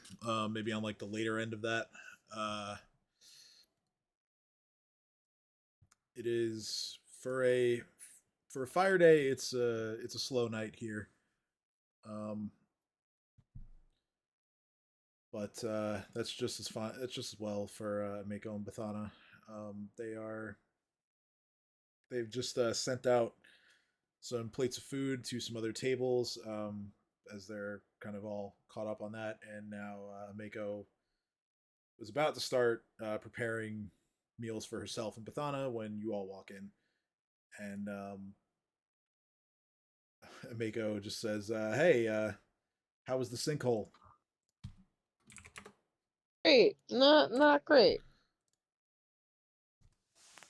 Oh yeah, what'd you find down there? If you're looking for thrills, we might be able to turn it into a tourist attraction. We'll call it the Pit of Hell. Oh, that's interesting. Not really. It's Yeah. the Mashu Shrine, and let me tell you, not a nice place to be, but I handled it perfectly. Did you now? Cade just looks, just kind of like jaw drops slightly at everyone else and then at Dino and going, we all handled it perfectly, and Dino did Dino things with dinosaurs and terror. I point at Cade. Aha! I'm getting you to act more. I'm getting you to say that you're doing more stuff. Plan Oh, is working. Kate just sits in the corner and pouts slightly with the little finger in the air. Just goes, mm, food time. Ignore this man. I Food. am winning, Cade. I admit no defeat. No defeat. Do you want to play Cade Ball again? No. No. Lily's just No. snickering. She's just snickering at your banter. Cade's looking at Amiko and Bathana and being like, we will not play Cade Ball in your establishment or around your establishment. We will leave city limits if we do play Cade Ball. Right, Dino? Right? Right? Dino? Think Dino? about it. Ameko You know- just says, "Oh, that's good to know." And Bathana speaks up. What's Cade Ball? I am glad you Don't- asked. No, Dino. I am tossed around by giant Tyrannosaurus Rexes and hope I don't fall to the ground. Oh, well, but of course. Carry on. And You know? Bathana just goes back to her cooking. Ameko looks across the room. Makes you feel any better. I don't actually toss her around. It's more as a joke, really. Ameko looks across the room and spots Jareem and is just like, "Hey man, you look like hell. You want a drink?" Sure, why not? Was talking to Jareem. Hey, I'll take a drink. Oh, fine. I guess I won't have a drink. Oh, you could certainly have a drink. I just didn't know if Jareem wanted his little special that he sort of invented. I want The drinks. sharp sugar. I'm not The even sharp gonna ask sugar. what the hell Okay. type of drink Dream would conjure up. I want to try Dream Special. Let's do it. Everybody's I doing fucking drugs. I'm surprised. Sharp Dino doesn't stop me. sugar. So yeah, Mako goes ahead and pours out a whole bunch of absinthe for everybody, and is sort of. I get brandy instead. I don't trust anything Dream has made. So why don't you stop Lily from drinking? Jareem has Dream? crafted items for all of you. Like, It's a big difference between magic items that are official and then whatever the hell he's made with drugs. Jareem would probably tell you the drugs are better. You would 100% say that, and that does not that concerns me even more, if anything. We don't know though because he's not saying anything. Oh. But yeah, so I guess Jareem will oblige and throw some sharp sugar rims on all these glasses and start passing them out to whoever wants them. Kate wants one. I was mainly joking. I don't believe you, Lily. Well, why didn't you stop me?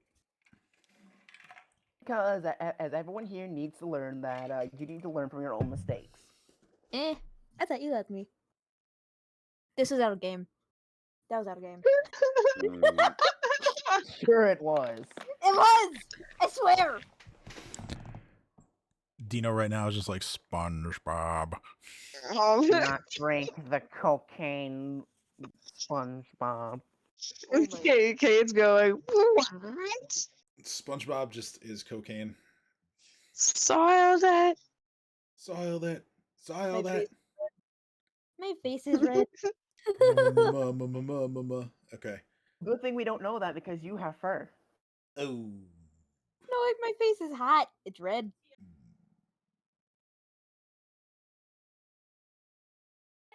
All right then. So Um, Dream starts passing all this stuff out and Do you want a shovel? I hear voices far, far away. Mako just cooks up some tasty food. She makes you some like spicy chicken and some rice and some veggies. Yo, that sounds amazing. Puts out plates for everybody. You guys spend a little bit of time eating and drinking. By this point of the day, I would say that like most of the businesses around Sandpoint would have been closed. I know Lily like mentioned wanting to go meet people. Though it is the weekend, so there is always the sort of town like market that goes on the weekends. If you remember from near the beginning of the game. Yes. And there's also, most other businesses are open on Star Day anyway. So The town market sounds good. Do still we be have able anything we to. want to get rid of that we found? We can certainly Okay, get there. If there weren't any other pressing things, then you guys have your meal. You enjoy a few drinks, reveling in yet another victory, even though there are more adventures and dangers on the horizon.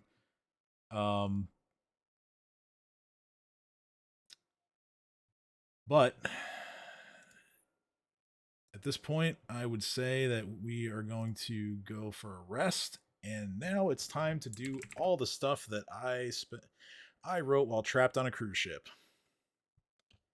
Cool. Let's go to Dream World. Oh my. Yo. First up is Cade. Yes. So, Cade, you drift off to sleep, and you see images of your past that slowly begin to form in front of you.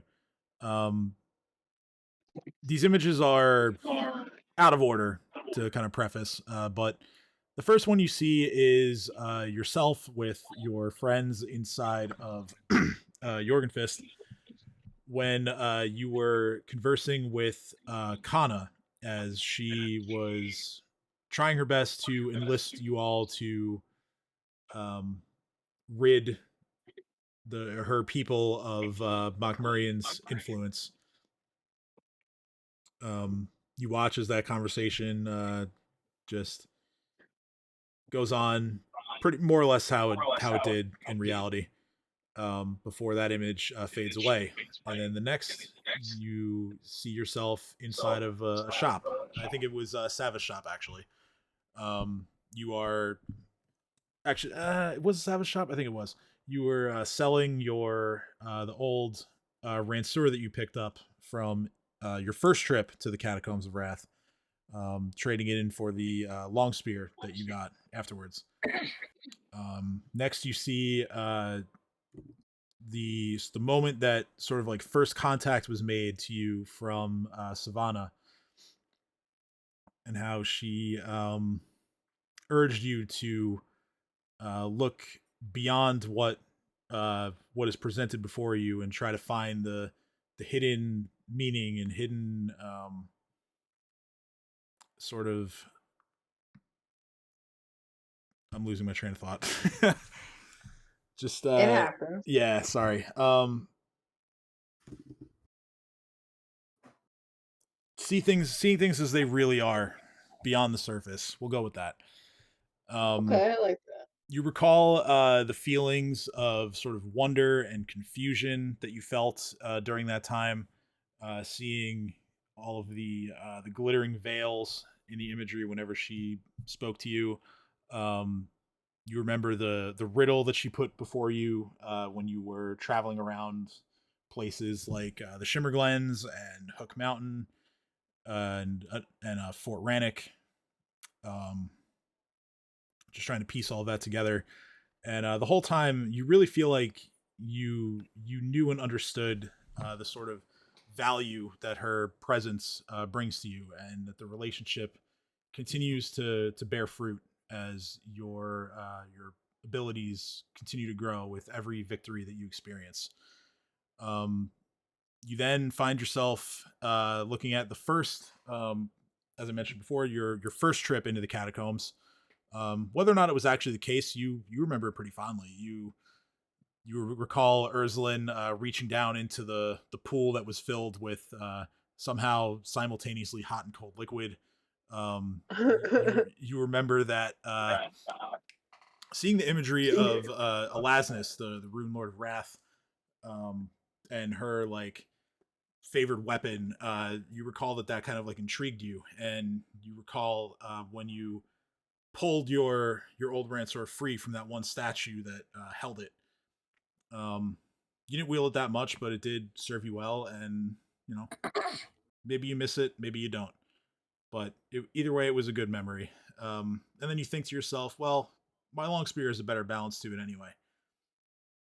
The next thing you see is you see yourself talking to Hannah. This conversation would have occurred before the festival at the very beginning of all this. You remember Hannah as someone who was always kind to you, never tried to pressure you into doing anything you didn't want to. Someone who always looked out for you whenever you needed a friend. You see a different image of her now. She's just sitting in her home having a cup of tea. You watch as she adds the same things that she's always added to your tea for as long as you've known her. She adds a little bit of milk, a little bit of honey, nothing else. She sits next to a window towards the back of her house as a fire goes in her fireplace, and she cracks a smile as a light rain starts to fall. Next, the next image you see is sort of a departure from all of this. You see a woman that you're pretty sure is your mother. She's walking the streets of a town that doesn't look familiar to you. She's hurrying, almost taking great pains to avoid bringing attention to herself. She wears a burgundy colored cloak that flows freely in the windy weather. And then a light snow begins to fall, and she kind of shivers for a moment. And after crossing a street, she manages to duck inside of a corner store. Inside the store, there is a grizzled looking male gnome who hops down from his sort of like booster block is what I'm calling it, behind the counter. He walks straight over to this woman, like I said, likely your mother, with a purpose, and he hands her a piece of parchment. She opens it up and reads it quickly before she then tucks it away in her cloak. In its place, she pulls out a potion, and making haste, she slams it without even thinking. After a moment, several duplicates of her appear in the store. And then from out of nowhere, two shifty looking characters lunge towards her with daggers drawn. And fortunately for her, they hit the mirror images. As they turn around, realizing that they didn't strike their target, your mother looks at them, and she has a very spiteful gaze in her eyes. Without any movement or any sound, she casts a spell, and both of them fall asleep and just come crashing to the floor.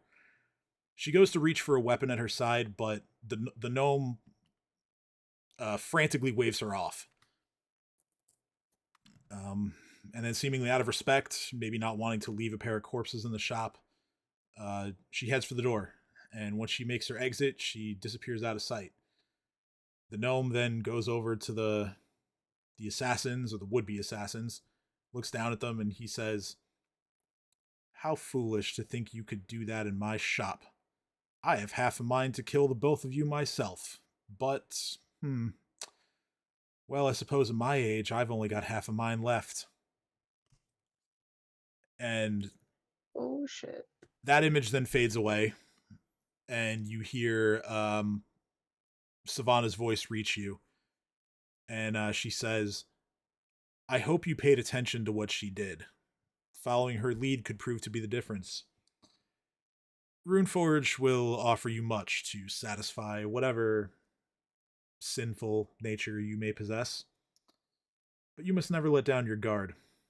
The influences that may make you feel comfortable are cruel, and they will turn on you at a moment's notice. And trust me, they will try to trick you. You'll find an extra item at your bedside when you wake up tomorrow. Use it to trick them first." okay, that was cool. Next is Rob. You with us?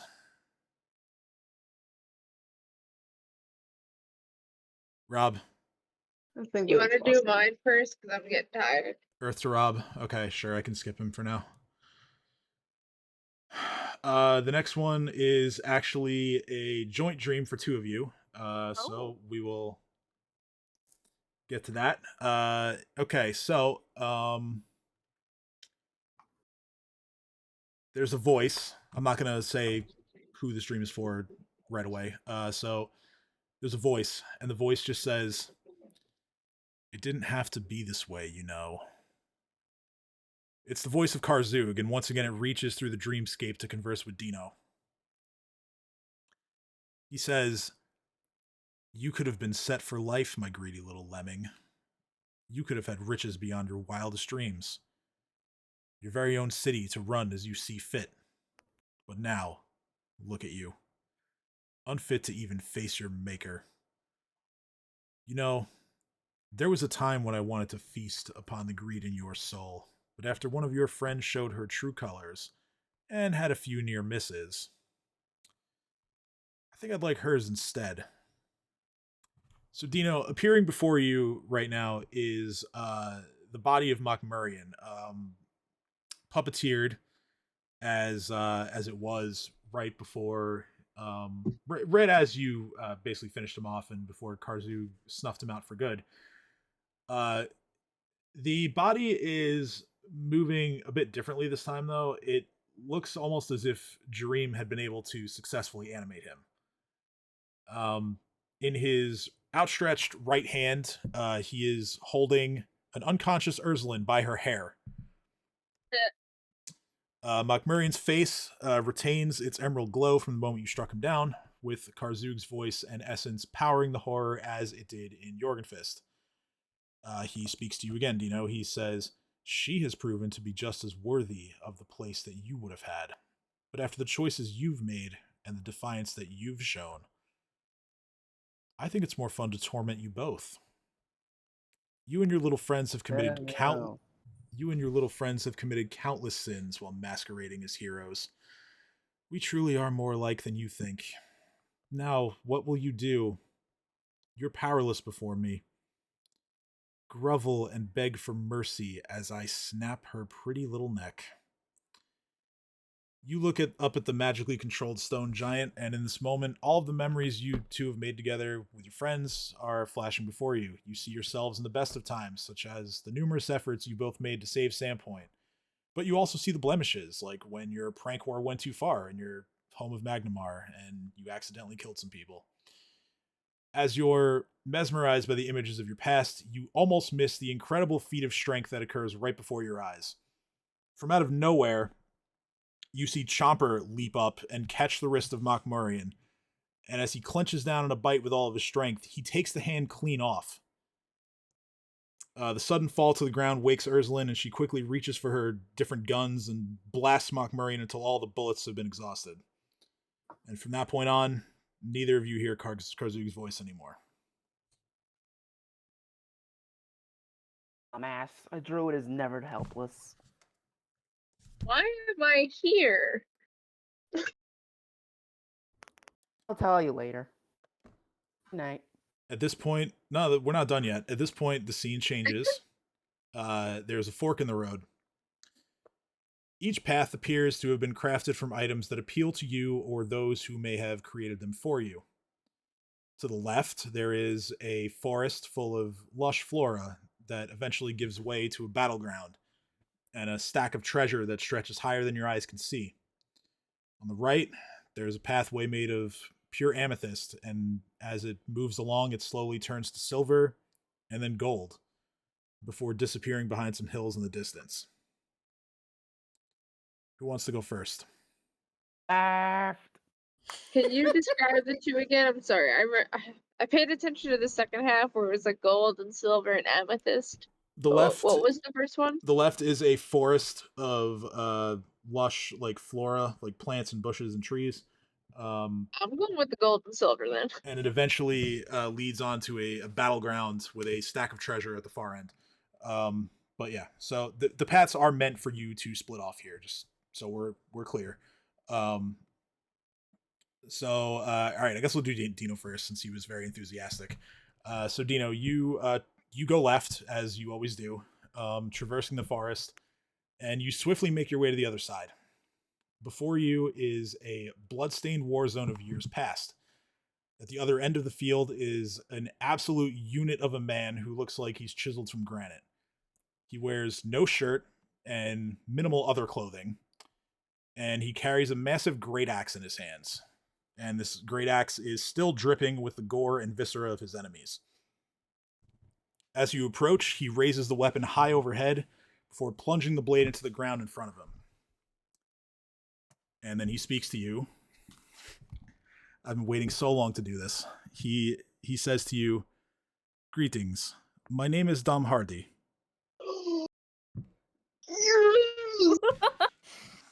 Hello there. Sorry, can you say that again? "My name is Dom Hardy." That's what he said. He hears Dino's response and he says, "Dom Hardy is not here to fight you. Dom Hardy offers you chance for glory." I like glory. That's good, that's good. Dom Hardy was sent by someone who values strength and the thrill of battle, and they have taken notice of you. Dom Hardy sees you have animal with you. Do you also turn into them? I do. It is my way of combat. Ah, fantastic. Dom Hardy has a very good friend who can do that too, but he does not keep pet. He summon, they fight, he tell them good job, they go away. Dom Hardy just hit things with axe until they die. A bit different Sorry, from the way I deal with things, but still a very respectable way to kill all the bad things. I knew you would understand. I think you would be good at this. Take this coin for good luck, and he flips you a gold coin. This gold coin has the imagery of just another like hulking looking man on one side of the coin, and then on the other side of the coin it looks like a battle standard. And then he says, "Dom Hardy will see you again soon. You can let me know then if you don't know now." And then your imagery, your dream, your side of this path completely just fades out. So your part of this dream is over. Now, Urslan, you go to the right. You walk along the first half mile or so of this amethyst road. And as you walk along, it sounds as though the crystals behind you are literally just detaching from the ground and following you. Just before you reach the threshold where the road turns to silver, a humanoid creature made entirely of the amethyst you walked on materializes before your very eyes. It speaks in a voice that's familiar to you. The voice says, "Hello again, child. Despite your best efforts to wipe yourself off the face of the earth, you've done well. Desna and I are pleased with your progress." I didn't try to wipe myself off the face of the earth, planet, whatever this is. In any case, your tactics are interesting. You could surely say there's nobody else like me. I agree. But we have an important matter to discuss. During your last foray into the world of the dead, I believe your soul may have found something that belongs to me. Yes, I can sense it on you. And a feeling of total confusion takes over for you. You slowly begin to remember that the last time you spoke to your patron, he mentioned a powerful item and a need to his sword. retrieve it. You concentrate, and as you reach into your bag of holding, sure enough, the weapon finds you. You go to draw it out from there. It is a sword of awkward size and balance for someone of your stature. The blade itself looks like it's coated in the shadows of the cosmos. The hilt is bathed in a deep purple light, and being able to just pull this sword out of your bag kind of shocks you a little bit. You don't recall retrieving it as your soul made its way down Pharasma's river for a brief time before being called back to your body, and yet here it is in your hands. Your patron says, "Yes, my cherished blade. With it, I can enter Golarion and join the good fight myself. Thank you, Ursuline. I shall leave you with a small fragment of it. Use it well." At this point, he uses his magic to call the sword to his side, and you can see him physically breathe a heavy sigh of relief that he has his weapon back. And then he says, "Your debt to me in exchange for your magic is settled. You will continue to flourish as a witch. Do not worry. All I ever did was get you started. The rest was all you." Oh, okay. At this point, a butterfly passes both of you with wings made of stained glass. The crystalline man pauses for a moment, kind of tilts his head slightly. He kind of looks like he's receiving a message. He just says, "Desna wants me to tell you that she will always be looking out for you. She merely wishes that you regain your strong will to live. You're quite talented. I think anyone can see that. It would be such a shame for that to go to waste."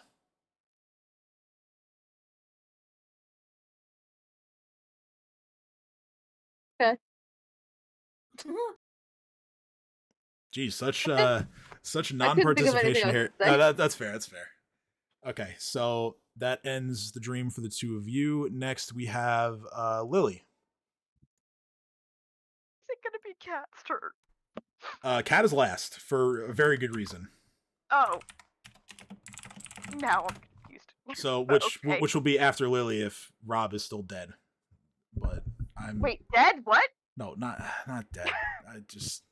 He's just not When did that happen? unresponsive. We'll go with that to There we not fool our listeners and viewers into thinking that something horrible is happening. Anyway. Doesn't Shareem just reincarnate? He doesn't ever actually die. No, he can die. Just This like all sounds of like you. lies. Not lying. There was hesitation there. I was stretching. Oh, I'll explain who Dom Hardy is after we're done. Don't worry. You're gonna get a good story time about Dom Hardy. Anyway, Lily, so you find yourself in the center of what looks like a hub. There are 8 paths extending outwards from your position. Okay. Underneath your feet, the floor is decorated with a massive Sahedron rune. You take a deep breath, understanding this is indeed Runeforge that you find yourself inside of, and you're in for the fight of your life to get out of it in one piece. And yet, it may be even more difficult to get everyone else to agree on which way to go first. You can already hear Dino's voice shouting left in your head. Yeah. You hold Mockmurian's notes close at hand. You reference them often to help you determine the best course of action. You're having a hard time deciding which path would make the most sense to try first. So you discuss with everyone else, and you finally come to a decision. Roll a d8.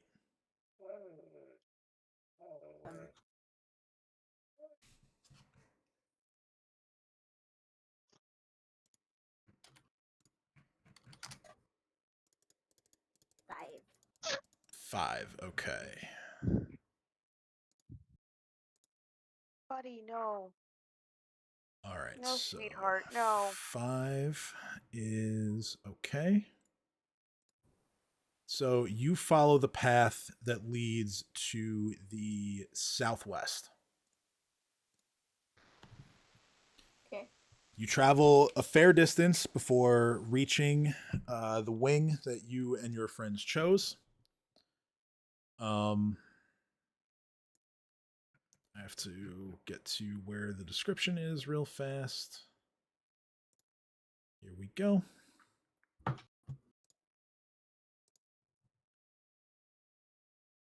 The first thing you notice is that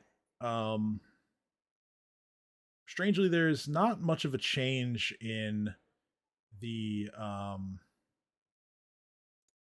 sort of mood or how anyone really feels about being here, um, which kind of strikes you as odd because you're feeling really uneasy about being here in general. There's a real unsettling feeling that comes with knowing that the denizens of Runeforge have been improving their magical prowess for decades, maybe even centuries. And so you start to second guess yourself. You think things like, do we buy enough spell components? Do we have enough magic items, scrolls? Will I run out of ways to save my friends if things go wrong? Excuse me. You begin to take in the surroundings here. The first location that you see is a hallway that is lined with all along the walls. They're lined with mirrors that stretch from floor to ceiling. You then see another room that has a lot of like peacock imagery. You also see things. You see a meditation room. You see a library. The library has books that are full of subjects that seem like, even for someone who would be stuck inside of here or working inside of here on their own free will for years and years and years, the topics in the book seem a little like pretentious. Even it's a bit strange. While this is all happening, you are recalling the very recent trip into the sinkhole. You recall all the information that you found below, including like the Scribbler's rhyme and the various prayers to Lamashtu, and you remember like the demons that you fought, thinking, what if they show up here? And while this is happening, and while the rest of the group is sort of taking everything in, you hear some chatter, and some members of the party are expressing their usual desire for bloodlust. But then it strikes you that might not be the goal here. Murdering everything, yeah, it usually works, but you think with all the notes that we have and all the information that you've gained, that there's got to be some other reason why we're here, and why we need to recover some items, or something that we can use in the future. And perhaps that killing everything might not be the best way to go about it, but that's a thought that for now you keep to yourself. You also remain hopeful that whatever lies within the halls perhaps could help your brother's condition. Ooh, that's interesting. After a few minutes, there begins to be sort of an outside influence that is pressing upon your mind. Roll me a will save. Give me a moment.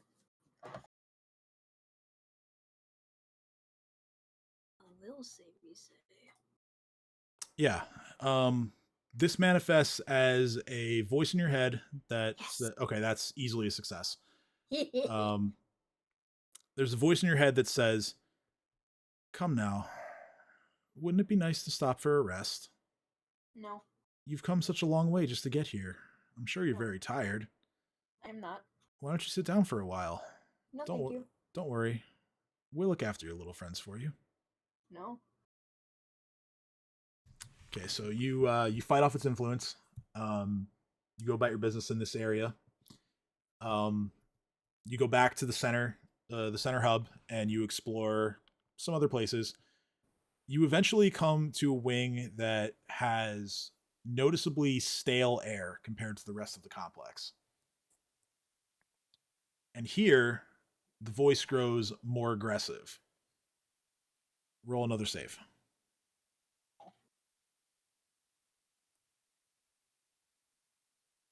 Okay, great. Hell yeah! hear the voice says, "Don't you want to take a nap? Have a bite to eat? No, Drink some of that delicious brandy that your friends always rave about?" I'm fine. So once again, you easily resist the voice's influence and the peer pressure. And eventually you make it to all of the different paths that you could go down in Runeforge. You return to the central area, and you decide that now it's time for you and your friends to try your hand at using the eponymous Runeforge itself. You've exhausted most of your own resources to make it this far, but you can tell by the expressions of your friends that it was all worth it. You look at everyone in turn as they all lay out the various materials, whether useful or not, that were found throughout the complex. You begin discussing possible combinations of items with the party, with all the rest of your party. All the while, you're constantly just double and triple checking the notes. You're trying to find the answers to this puzzle that can grant you all something that can essentially save the world here. You try, throwing in all kinds of different things, sort of waiting to see if anything happens. Sometimes it looks like something is going to happen, but then something in the back of your head tells you that, this isn't right. Other times nothing happens and the items are simply just, spit back out of the forge after some time passes. Eventually you throw in some other combination of items, and this time you feel like you got it right. But as soon as that happens, your vision goes completely black. No, I don't find out the item.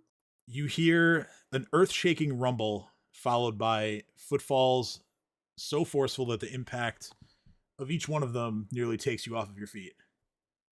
There's a familiar voice to all of you, or a familiar voice to you, and a few others, rattling all of you to the core, and all it says is, "You. Again." But then another voice breaks in, and this one's more friendly. This voice simply says, "Study the glyphs, my child. They'll help you find your way." Study the glyphs. At this point, I'm going to do another Rob check. Are you alive? Responsive? Okay, that's a no. This is upsetting, but the show must go on. All right. Kat, your turn. Yeah. Let's be real. This is all about me the whole time. So The whole time. this is going to be worth the wait, I promise. So while the rest of your friends are enjoying a restful night's sleep, you find yourself struggling to do the same. Comfort, Well, okay. comfort's not the issue, but instead, it's what you see every time you shut your eyes. You are really in the depths of yourself right now, about your crew again. You keep replaying it back. You can't ignore that it's been on your mind a lot. And the growing significance of all of the adventures going on with your friends and how the stakes keep getting bigger and bigger. It's starting to feel like one of those whirlpools out in the sea. And it may be a bitter pill to swallow, but indeed you are haunted on this night by that incident. And you do eventually finally get to fall asleep, and the last conscious thought you have is, what if I had avoided that storm altogether? So you begin to dream up something that's a little less deadly for your crew, and thus your ship makes port. Your destination is a town situated near the base of a mountain, and this mountain appears to have a full-on fortress built into it. Although the weather in town feels like the end of summer, the peak of the mountain is experiencing what looks like a harsh blizzard. Your crew goes about their business of unloading any goods and treasures that you've picked up to sell for coin. But something inside you feels drawn to that mountain. You feel an overwhelming sense of awe and wonder that you haven't had in a long time, not since you rescued one of your crew from the Well of Demons way back before you even came here to Galarian. Before you know it, you're scaling the mountain. You had overheard some of the locals mention the dangers that live inside the caves, and so you recruited a few members of your crew to join you in this expedition. There were a few stray traps that had been set roughly halfway up, but even with some of the less savvy members of your crew walking carelessly, you managed to ensure that everyone passes through that area with all their heads and limbs still attached. From that point on, the temperature drops significantly. You begin to hear complaints from the crew as they simply aren't equipped for the bitter cold. Yet still you press on.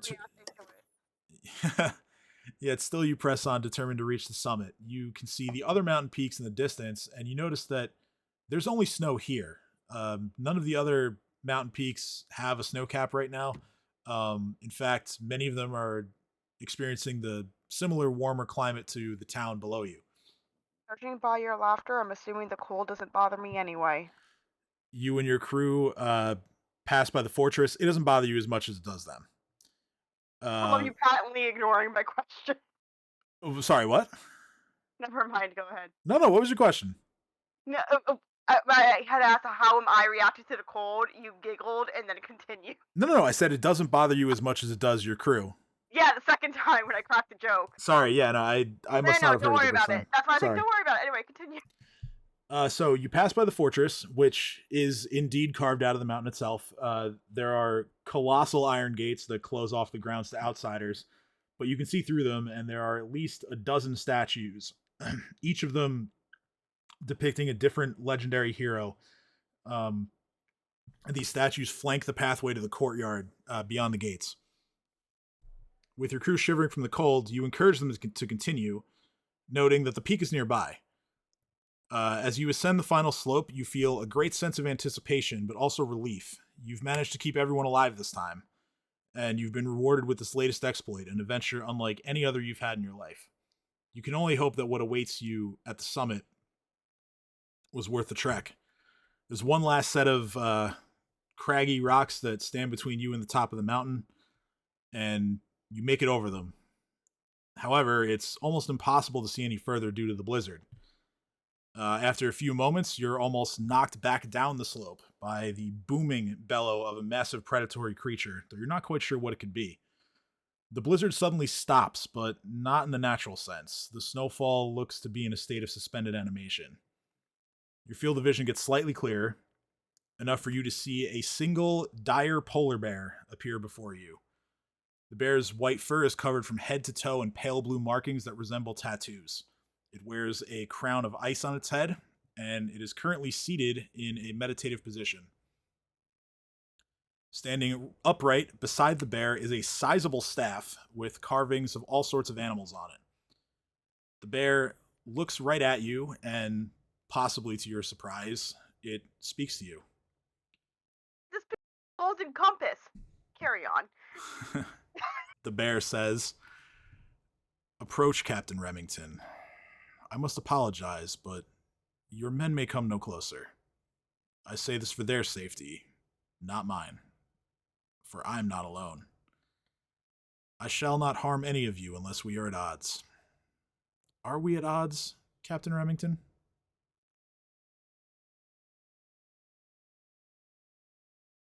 Wait here for me. I'll be okay.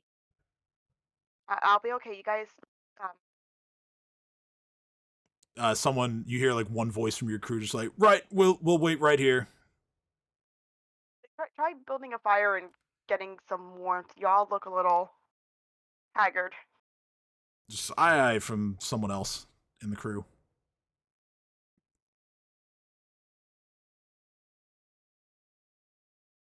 The bear just says, "Well, are we at odds?" As I said, I do not believe so. Very well. You may call me Calder. I know all who set foot in my domain. If you and your crew intend to pilfer the treasures here, know that the only thing you'll find is an icy doom. Such an outcome would be regrettable. I'll be totally honest with you. I don't know what compelled me to come up here, especially risking my crew like this. This is not normal behavior for me, but something told me I needed to be here. The Calder considers your words. Before he can respond, your vision is drawn overhead, um, beyond the thick cloud cover above the mountain where this blizzard is happening. You can see the silhouette of what looks like an impossibly large dragon. The dragon is simply circling the peak. This causes the snowfall that had been suspended. It begins to swirl around in the same pattern as the dragon's flight. Its intensity is steadily increasing. Calder then says, "Do not be alarmed. The dragon is an old friend of mine. He is the former Snowkeeper, which is the mantle that I now carry. He will not harm you because I welcome your presence here, but as I warned you regarding your crew, I cannot make the same pledge to your men. So please just Okay. I think they're just gonna try to keep themselves warm. very well. Yes, even for me, sometimes it does get a bit chilly up here. Well, I'm here before you because there's something that you need to know. In recent days, Gazre has sensed your desire to come back to this world, to your old life. I'm Um, mostly, well, yeah, I miss my family and everything. I've cer- started a new life. I've adjusted. I don't want to fully leave it behind, but I do miss my family and my friends. It's hard to say, wouldn't you? but of course, I too have made many meaningful connections in life, and I intend to continue doing so. And sure, I would miss them as well. Um, Gazre has requested my counsel on this matter. I am recently become one of their newest emissaries, and also because I have something to offer you. Okay. Well, I've seen the weight of the pain and anguish that you still carry, and so I'd like to offer you the chance to regain something you've lost, and that being a crew. And well, your story about your friends and family has also touched me, so I would like to try and offer that to you as well. It's just, you see, the situation here has become unsustainable. There is a blight on this realm, and I fear it's reached the point of no return.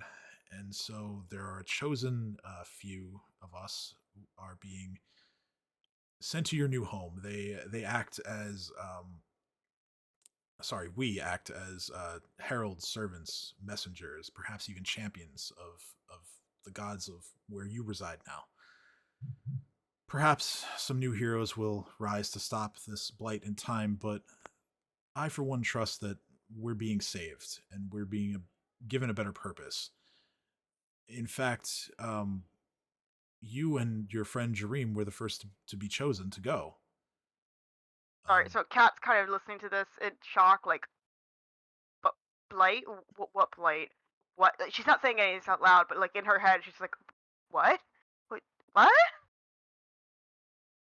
Um, yes, you're not alone. I just want to make that clear. Gazre has granted me power and bounty beyond my imagination. They've allowed me to retain my title, my status, and they're even going to give me a new mountain and fortress to call home. But in return, I I must extend an opportunity to a worthy hero, and you, Captain Remington, you could be that hero. Me, who abandoned my home, my comfortable life, for piracy.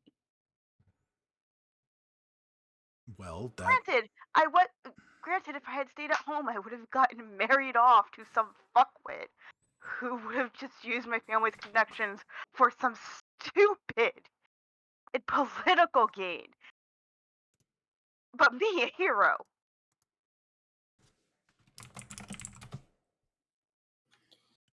Well, that brings me to my offer. In fact, you see, in my adventuring life, I met someone and I married that person, and my beautiful wife, well, she was once a pirate captain just like you, and she was really quite good at it. She led many expeditions, conquests, until, as I said, fate brought us together and so swiftly ripped us apart. My own party had chartered her ship to take us to a cursed island where we were to dispatch some horrid monsters and other powerful evils. We managed to rescue a prisoner, but our luck ended there. There was a terrible chimera, and it got the better of us. The captain's entire crew and several of my own party were slain, and the captain was taken prisoner. I could not save her then, but many, many moons later, I exacted my revenge on the one who had tortured her, and wouldn't you know it, it was the very same prisoner we had released on that fateful day. It took over a year of consistent magical treatments, some arcane, some divine, even my own primal magic, but the woman I love has been returned to me, and she has expressed an interest in getting back out on the open seas. However, I fear that the strain of captaincy will be too much for her. So, if you accept my offer and you prove yourself truly worthy of this, I can offer you her services as your first mate, and with it, her dread ship and her original crew will be yours. They will, to full disclosure, they will be in the form of ghosts, as they unfortunately were all killed. But you see, much like your friend Jareem, I too am quite attuned to the energies of the dead. And Pharasma has no power over their souls because they died here. And at this point, Calder drops his bear form. You now see him as he presents to anyone for the most part. He is a tall, limber-looking elf with a slight tint to his skin that matches the markings on the bear, kind of like a pale blue like tint to his skin. He has wispy silver hair, and it's partially obscured by the crown that he's still wearing. His staff now glows with power as he summons an eagle, and it perches on his right shoulder.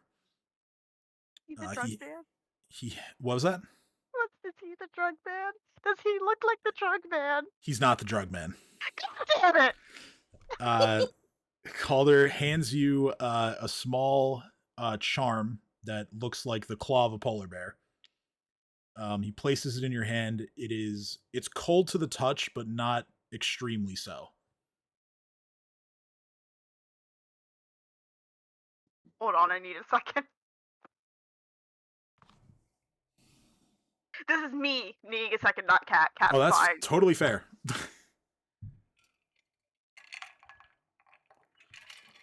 And if Rob doesn't reappear, you can all blame him for delaying the reveal of the drug man. God damn it. Because I'm like, the stars are aligning. I know who this is. Is it time? And no. No, unfortunately, no. I need a minute to just like collect myself and my disappointment. Okay. Alright. Back to what we were saying. Yeah, so like I said, Calder kind of places this little charm in your hand and closes your hand around it. Like I said, it's cold to the touch, but it's not like unbearable. And then I know. I know you see what I did there. he just says, "Through that token, I will be observing you from afar.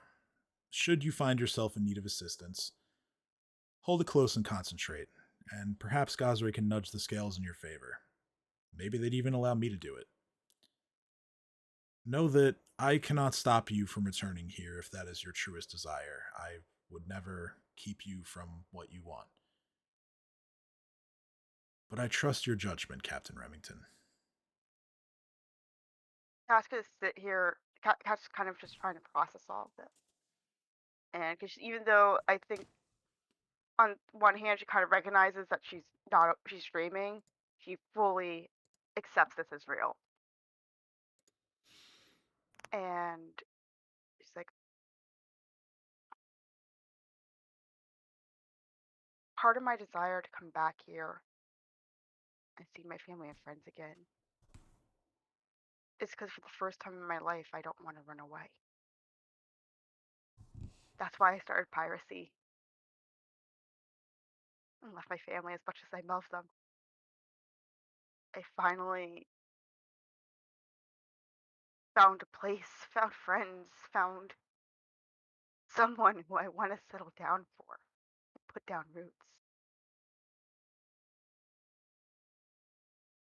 Does the offer still stand even if I choose not to sail again?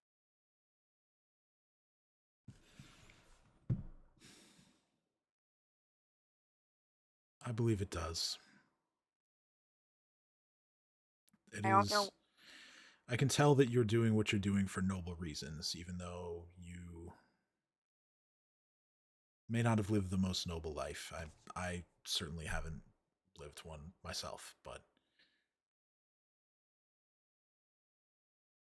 I can tell that you're a good person, and for that I will seek out the rest of your family that may still live here. I will see to their safety. And when all this is over, if you decide to stay where you are, I will make sure they get to you.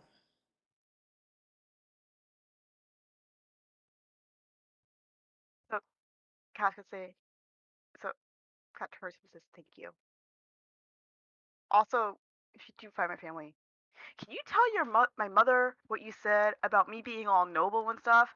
Because as supportive as my parents are, I'm pretty sure they thought that my adventures were just an excuse to get drunk without any inhibitions. As someone who's had many adventures for specifically that reason, I will be sure to let them know. Okay. I mean, I tried doing good, but also, I mean, yes, I was a drug smuggler, but I didn't taste my own wares most of the time. Oh, well, you should meet some of my friends because let's just say we got high on our own supply. Hey, somebody needs to be the sober captain. You're right. And also, I was trying to not make my magic as obvious back then. Kind of hard to do when you're under the influence. Yes, I know quite a lot about that. But I'm sure I'll see you again soon. Be well. Thank you. Also, if Henry Isaacs is on that list, take him off and tell him to go fuck himself. He knows what he did. Duly noted. Okay, so Rob, I'm guessing, is passed out from drinking, I'm going to assume. Yeah. So we can do his thing next week, but for now... God damn it, Rob! I know. I wanted to know who the drug man was! Look, I'm just as upset as you are. But as I said a few minutes ago, the show must go on. So, all of you wake up the next morning. The items that were featured in each of your dreams are indeed real, and they are sitting by your bedsides when you get up in the morning. So I will now copy and paste the descriptions into the chat. I'm not going to make anybody identify anything. This is what all they do. I'm going to start with Dino's item.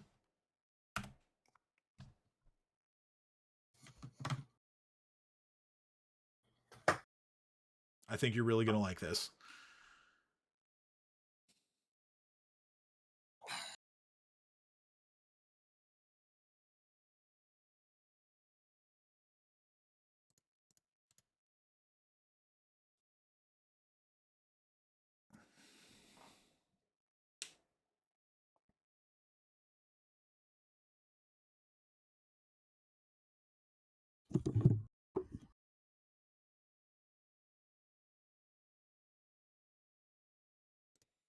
As it turns out, Gorham, who is the god I used for this one, dinosaurs are his favorite animal. So, or one of his favorite animals. The other one is the rhinoceros. So, yeah, he's. I guess you could say he's a horny individual. Yes, you would not be wrong. Also, one interesting, funny bit of lore that I read about Gorham while I was preparing all of this. Gorham, whenever he appears, no matter what company he keeps when he appears, he makes himself the tallest person in the room. Honestly, I feel like that's something I would do as a god. So he could be like surrounded by giants, and he's just like, nope, I'm taller than all of you. I would 100% do that. That screams short person energy. Yeah, it's fantastic. All right, next is Urslin's item. I'm short.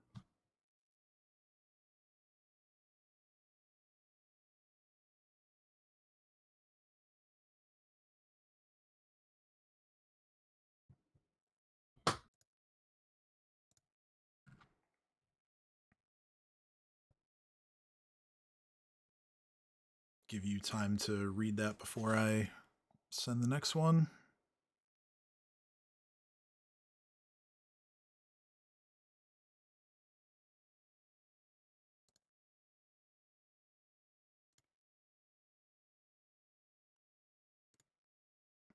Okay, and now Cade's item.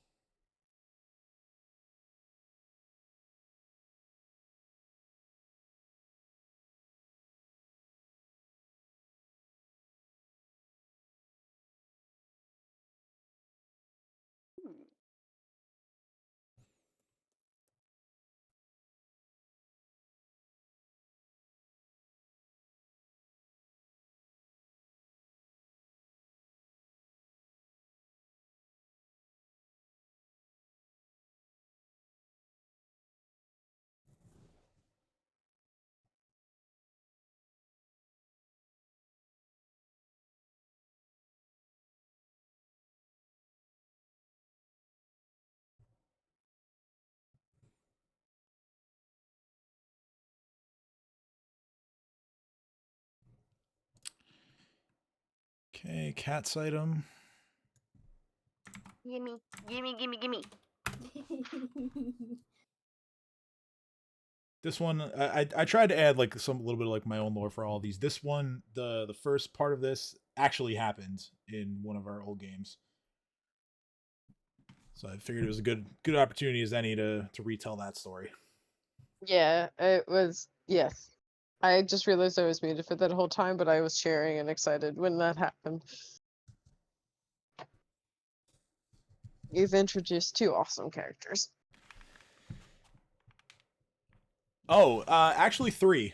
But I don't. Oh, you're right. Yeah, I was wondering if you would have picked up on Urslin's patron because of the description. But yes, that was another old character of mine. I was about to say. I thought it was after game. Because even though I was not part of that campaign, I recognized the names. I was like, wait a sec. Yeah. Yeah, Dom Hardy was from that one too. Dom Hardy was the only one I didn't know. Yeah, Allison always that's says. that was Zach's character, and yeah, he like jumped at the chance to give me his blessing to include Dom Hardy. He was like so excited that I was going to do it. I was so happy. Hopefully he'll join in on another campaign. I'm telling you, I've been trying to get him to join this campaign since like day one, and the times just never work for him. He lives in Colorado, so like it's a bit of a weird. Tristan's here. So am I. Yeah, that's true. Because I Yeah, know but he you're in the works same place. You guys get lumped together. You are one person. I mean, you're not one person, but in the case of Tristan, yeah. Anyway, I'm sorry. Triana. What? Let's go. You answer. I combined your names and you answered to it. That's funny. that reminds. So story time when I was little. Tristan. My cousin Christina and I would hang out a lot, and whenever one of us was doing something, the other one would follow. I was the younger one, so you can guess how that worked. And so it got to the point where my mother, instead of telling Christina and Kim, just combined our names to Krim. He's just too exasperated to say it all And at the once. sad thing is, I will still answer to it. There's So also. I believe that. So this last one here is Lily's item. Wait, I got an item. Yeah, everybody gets an item from the dream, like a real item. Oh. Like I'm giving everybody. This is all homebrew magic item for each of you. Dream's item is fucking awesome, but I can't share it because Rob died on us. Come back, Rob.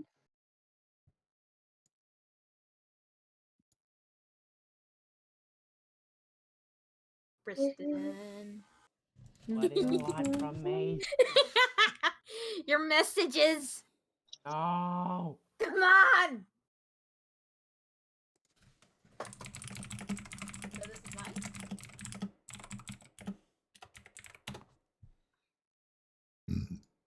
Oh, excuse me. You're excused. Big burp. I had some Chinese food repeating on me. That's what I got for dinner tonight. And I have some more of it upstairs because anytime I order Chinese, I basically order the equivalent of 2 meals, so I can like have one for dinner and then have one like for lunch or late night snack after I smoke, or the next day. Yeah, I feel that. So I got some General's chicken upstairs. Looking forward to it. Love to hear it. So what do we all think of our items? I tried to make them all like relatively even in power level. If one's like over or underperforming, I'll adjust it. But I like it. I like the lore. I like everything that you added for it. Yeah, I tried to give everybody something cool that like is related to their character and like related to where the story's going. And yeah, I just hope I did a good job of that. And I will. If anyone wants to know what Dream's item does, I'll share it privately with people. You can send it to me in like a message outside of the game. Yeah, I'll do that. I don't want to like ruin it for Rob. So like. Yeah, that's why I was like, I'm down to know what it is, and I won't tell him. Labor and story-wise is fucking dope, but I'm small brain right now, so long paragraph is confusing to Dino right now. Well, I mean, do you want me to explain your item to you? Will that help? Like, so. That'd be nice. Okay, so your item. Anytime you threaten a crit while you're flanking, you get a +2 to the confirm roll. You also get anytime you attack a target and you hit that target, for each consecutive hit against the same target. So like if you hit one target and then attack somebody else, this resets. If your target dies, this resets. But every consecutive hit against the same target for you, not Chomper, not your summons, just you get a stacking +1 to damage that tops out at +5 against that target. Yeah, if you, like I said, if you attack a different target, your target dies, or if you miss, the bonus resets, but it can get up to +5 damage as long as you keep hitting the same guy. Oh hell yeah! Once per day, you can, as part of summoning dinosaurs, you can activate the coin to give any of the dinosaurs you summon. They get a +2 to AC and damage for 1 minute. Oh fuck yeah! My new favorite item. Yeah, that's a once per day use. Just keep that in mind. I don't know. Does anybody else want Me, explanations? Who's that? Sorry. Allie, Okay, so Cade. your Are we item. still on? Are we still live? Bree. We're still live. Yeah, I haven't concluded yet. I was planning on ending probably after this, but So, your item. I'll start with the once per day effect. It's literally just a hallucinatory terrain spell, so you can go read that. That's what it does. The DC is a bit different. It's not cast as like a spell, so the DC is going to be higher. It's going to scale with your charisma mod as usual, but half your mesmerist level. So the starting DC right now for you for this is 21. I like it. Okay, that's where I was getting confused. If the target fails the save, they get the fascinated condition, which is believe is in addition to what hallucinatory terrain does. Normally, when something is fascinated and something threatens a fascinated person, they get to make a saving throw for free to break the effect. If this happens with this item, they take a -2 to that save, in addition to any other penalties you're imposing. You know, stare, whatever, curse, whatever else. It's an additional -2 on top of that. Okay. Obvious threat like something swinging a weapon at them, that still breaks the fascination. No save required. That makes sense. But in either case, regardless, as long as they fail the save, they will still believe that what you've created is real. Ooh, okay. They only get one chance to save against that with this item. That's actually pretty fucking awesome. As far as the passive effects, any illusion spell you cast that has a disbelieve save, the DC is increased by 1. Like Phantasmal Killer, or I don't know, like Major Image is another one. I don't even know if you have these spells. It just Phantasmal Killer is something that I want to add to my list, so thank you. I'm excited. So that will boost because Phantasmal Killer gives you 2 saves. It's one to disbelieve and then the other one to not get killed. Not bad. Only the first save is increased by 1. The Fortitude save afterwards, that does not get increased by this item. That makes sense, though. And then you get a +5 anytime you make an Arcana check to determine like an effect related to illusion magic, or if there's a magic item that you find that has an illusion aura, you get a +5 to spellcraft to identify that item. Okay. Awesome. Okay, that all makes sense actually. Thank you. I'll just do unsolicited explanations for the rest of these.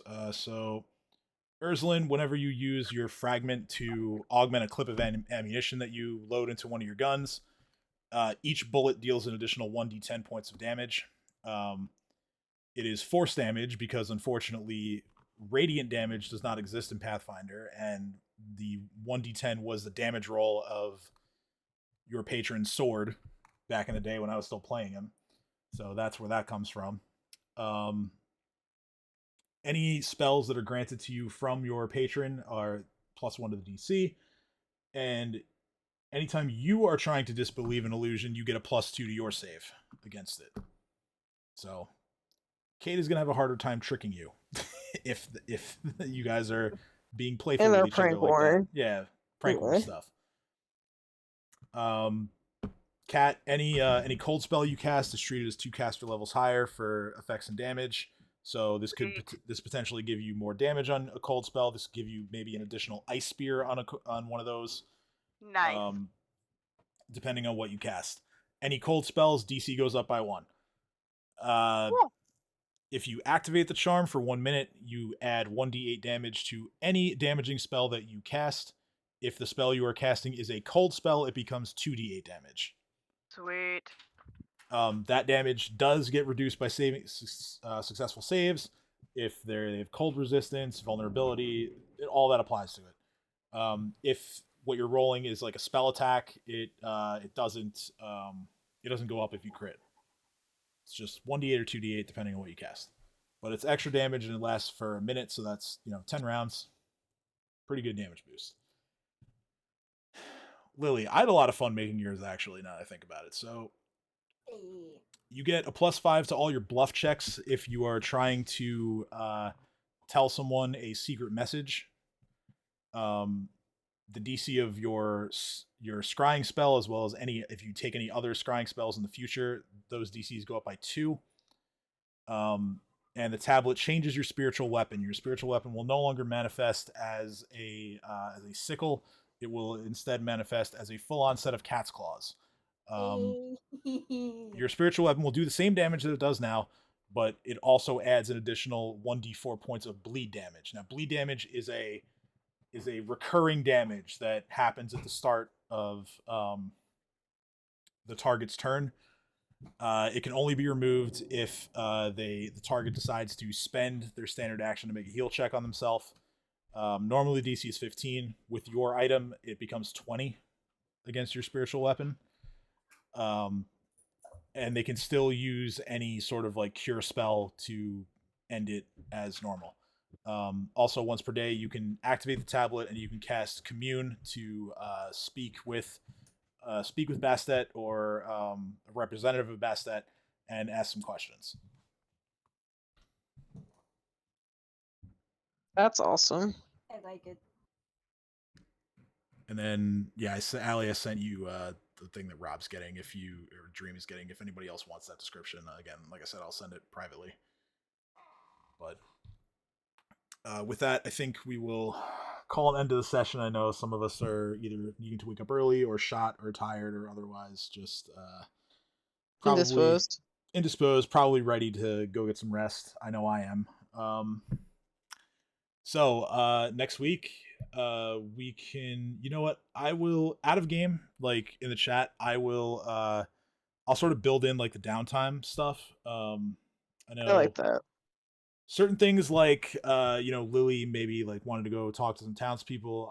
I'll actually run that. But like the crafting stuff, I know we'll finish off the list for that. Even though there's still probably like 3.5 weeks of time that it's going to take to finish crafting everything on the list. You guys aren't really on like in game. You guys aren't really on like a time crunch right now, so you can afford to take this time. There were a couple other things I wanted to build in, like there's some like holidays coming up on the in-game calendar. We can discuss what we want to do for that in the chat, but do those for like special holiday episodes. Oh, maybe we could do like a special one shot. Might be a little bit of a pain to roll back the character sheets, but I guess I could just like duplicate the game and use that. Roll20 lets you do that. That would be pretty cool. I'll fuck around with it. We'll figure it out. We'll check it out. We'll check it out. Sidetrack here. But next week, like I said, in addition to the downtime stuff we wanted to run, I know Dina wanted to do something with Shayless. Lily getting shown around town. Maybe Kat does something with Sava. All the usual milling about town stuff. We'll run that, and then from there, I think in storyline, you guys are going to start piecing together how you're going to go about getting to where the entrance to Runeforge might lie and how to get inside of there. I'm hyped for that. That's going to be fun. And then once you get inside, I can finally reveal the thing I've been tracking since day one. I want to know. But until then, as always, we wish you a good night and a good week. Ahead. We'll see you next Sunday. Have a good night. Peace out, Scouts.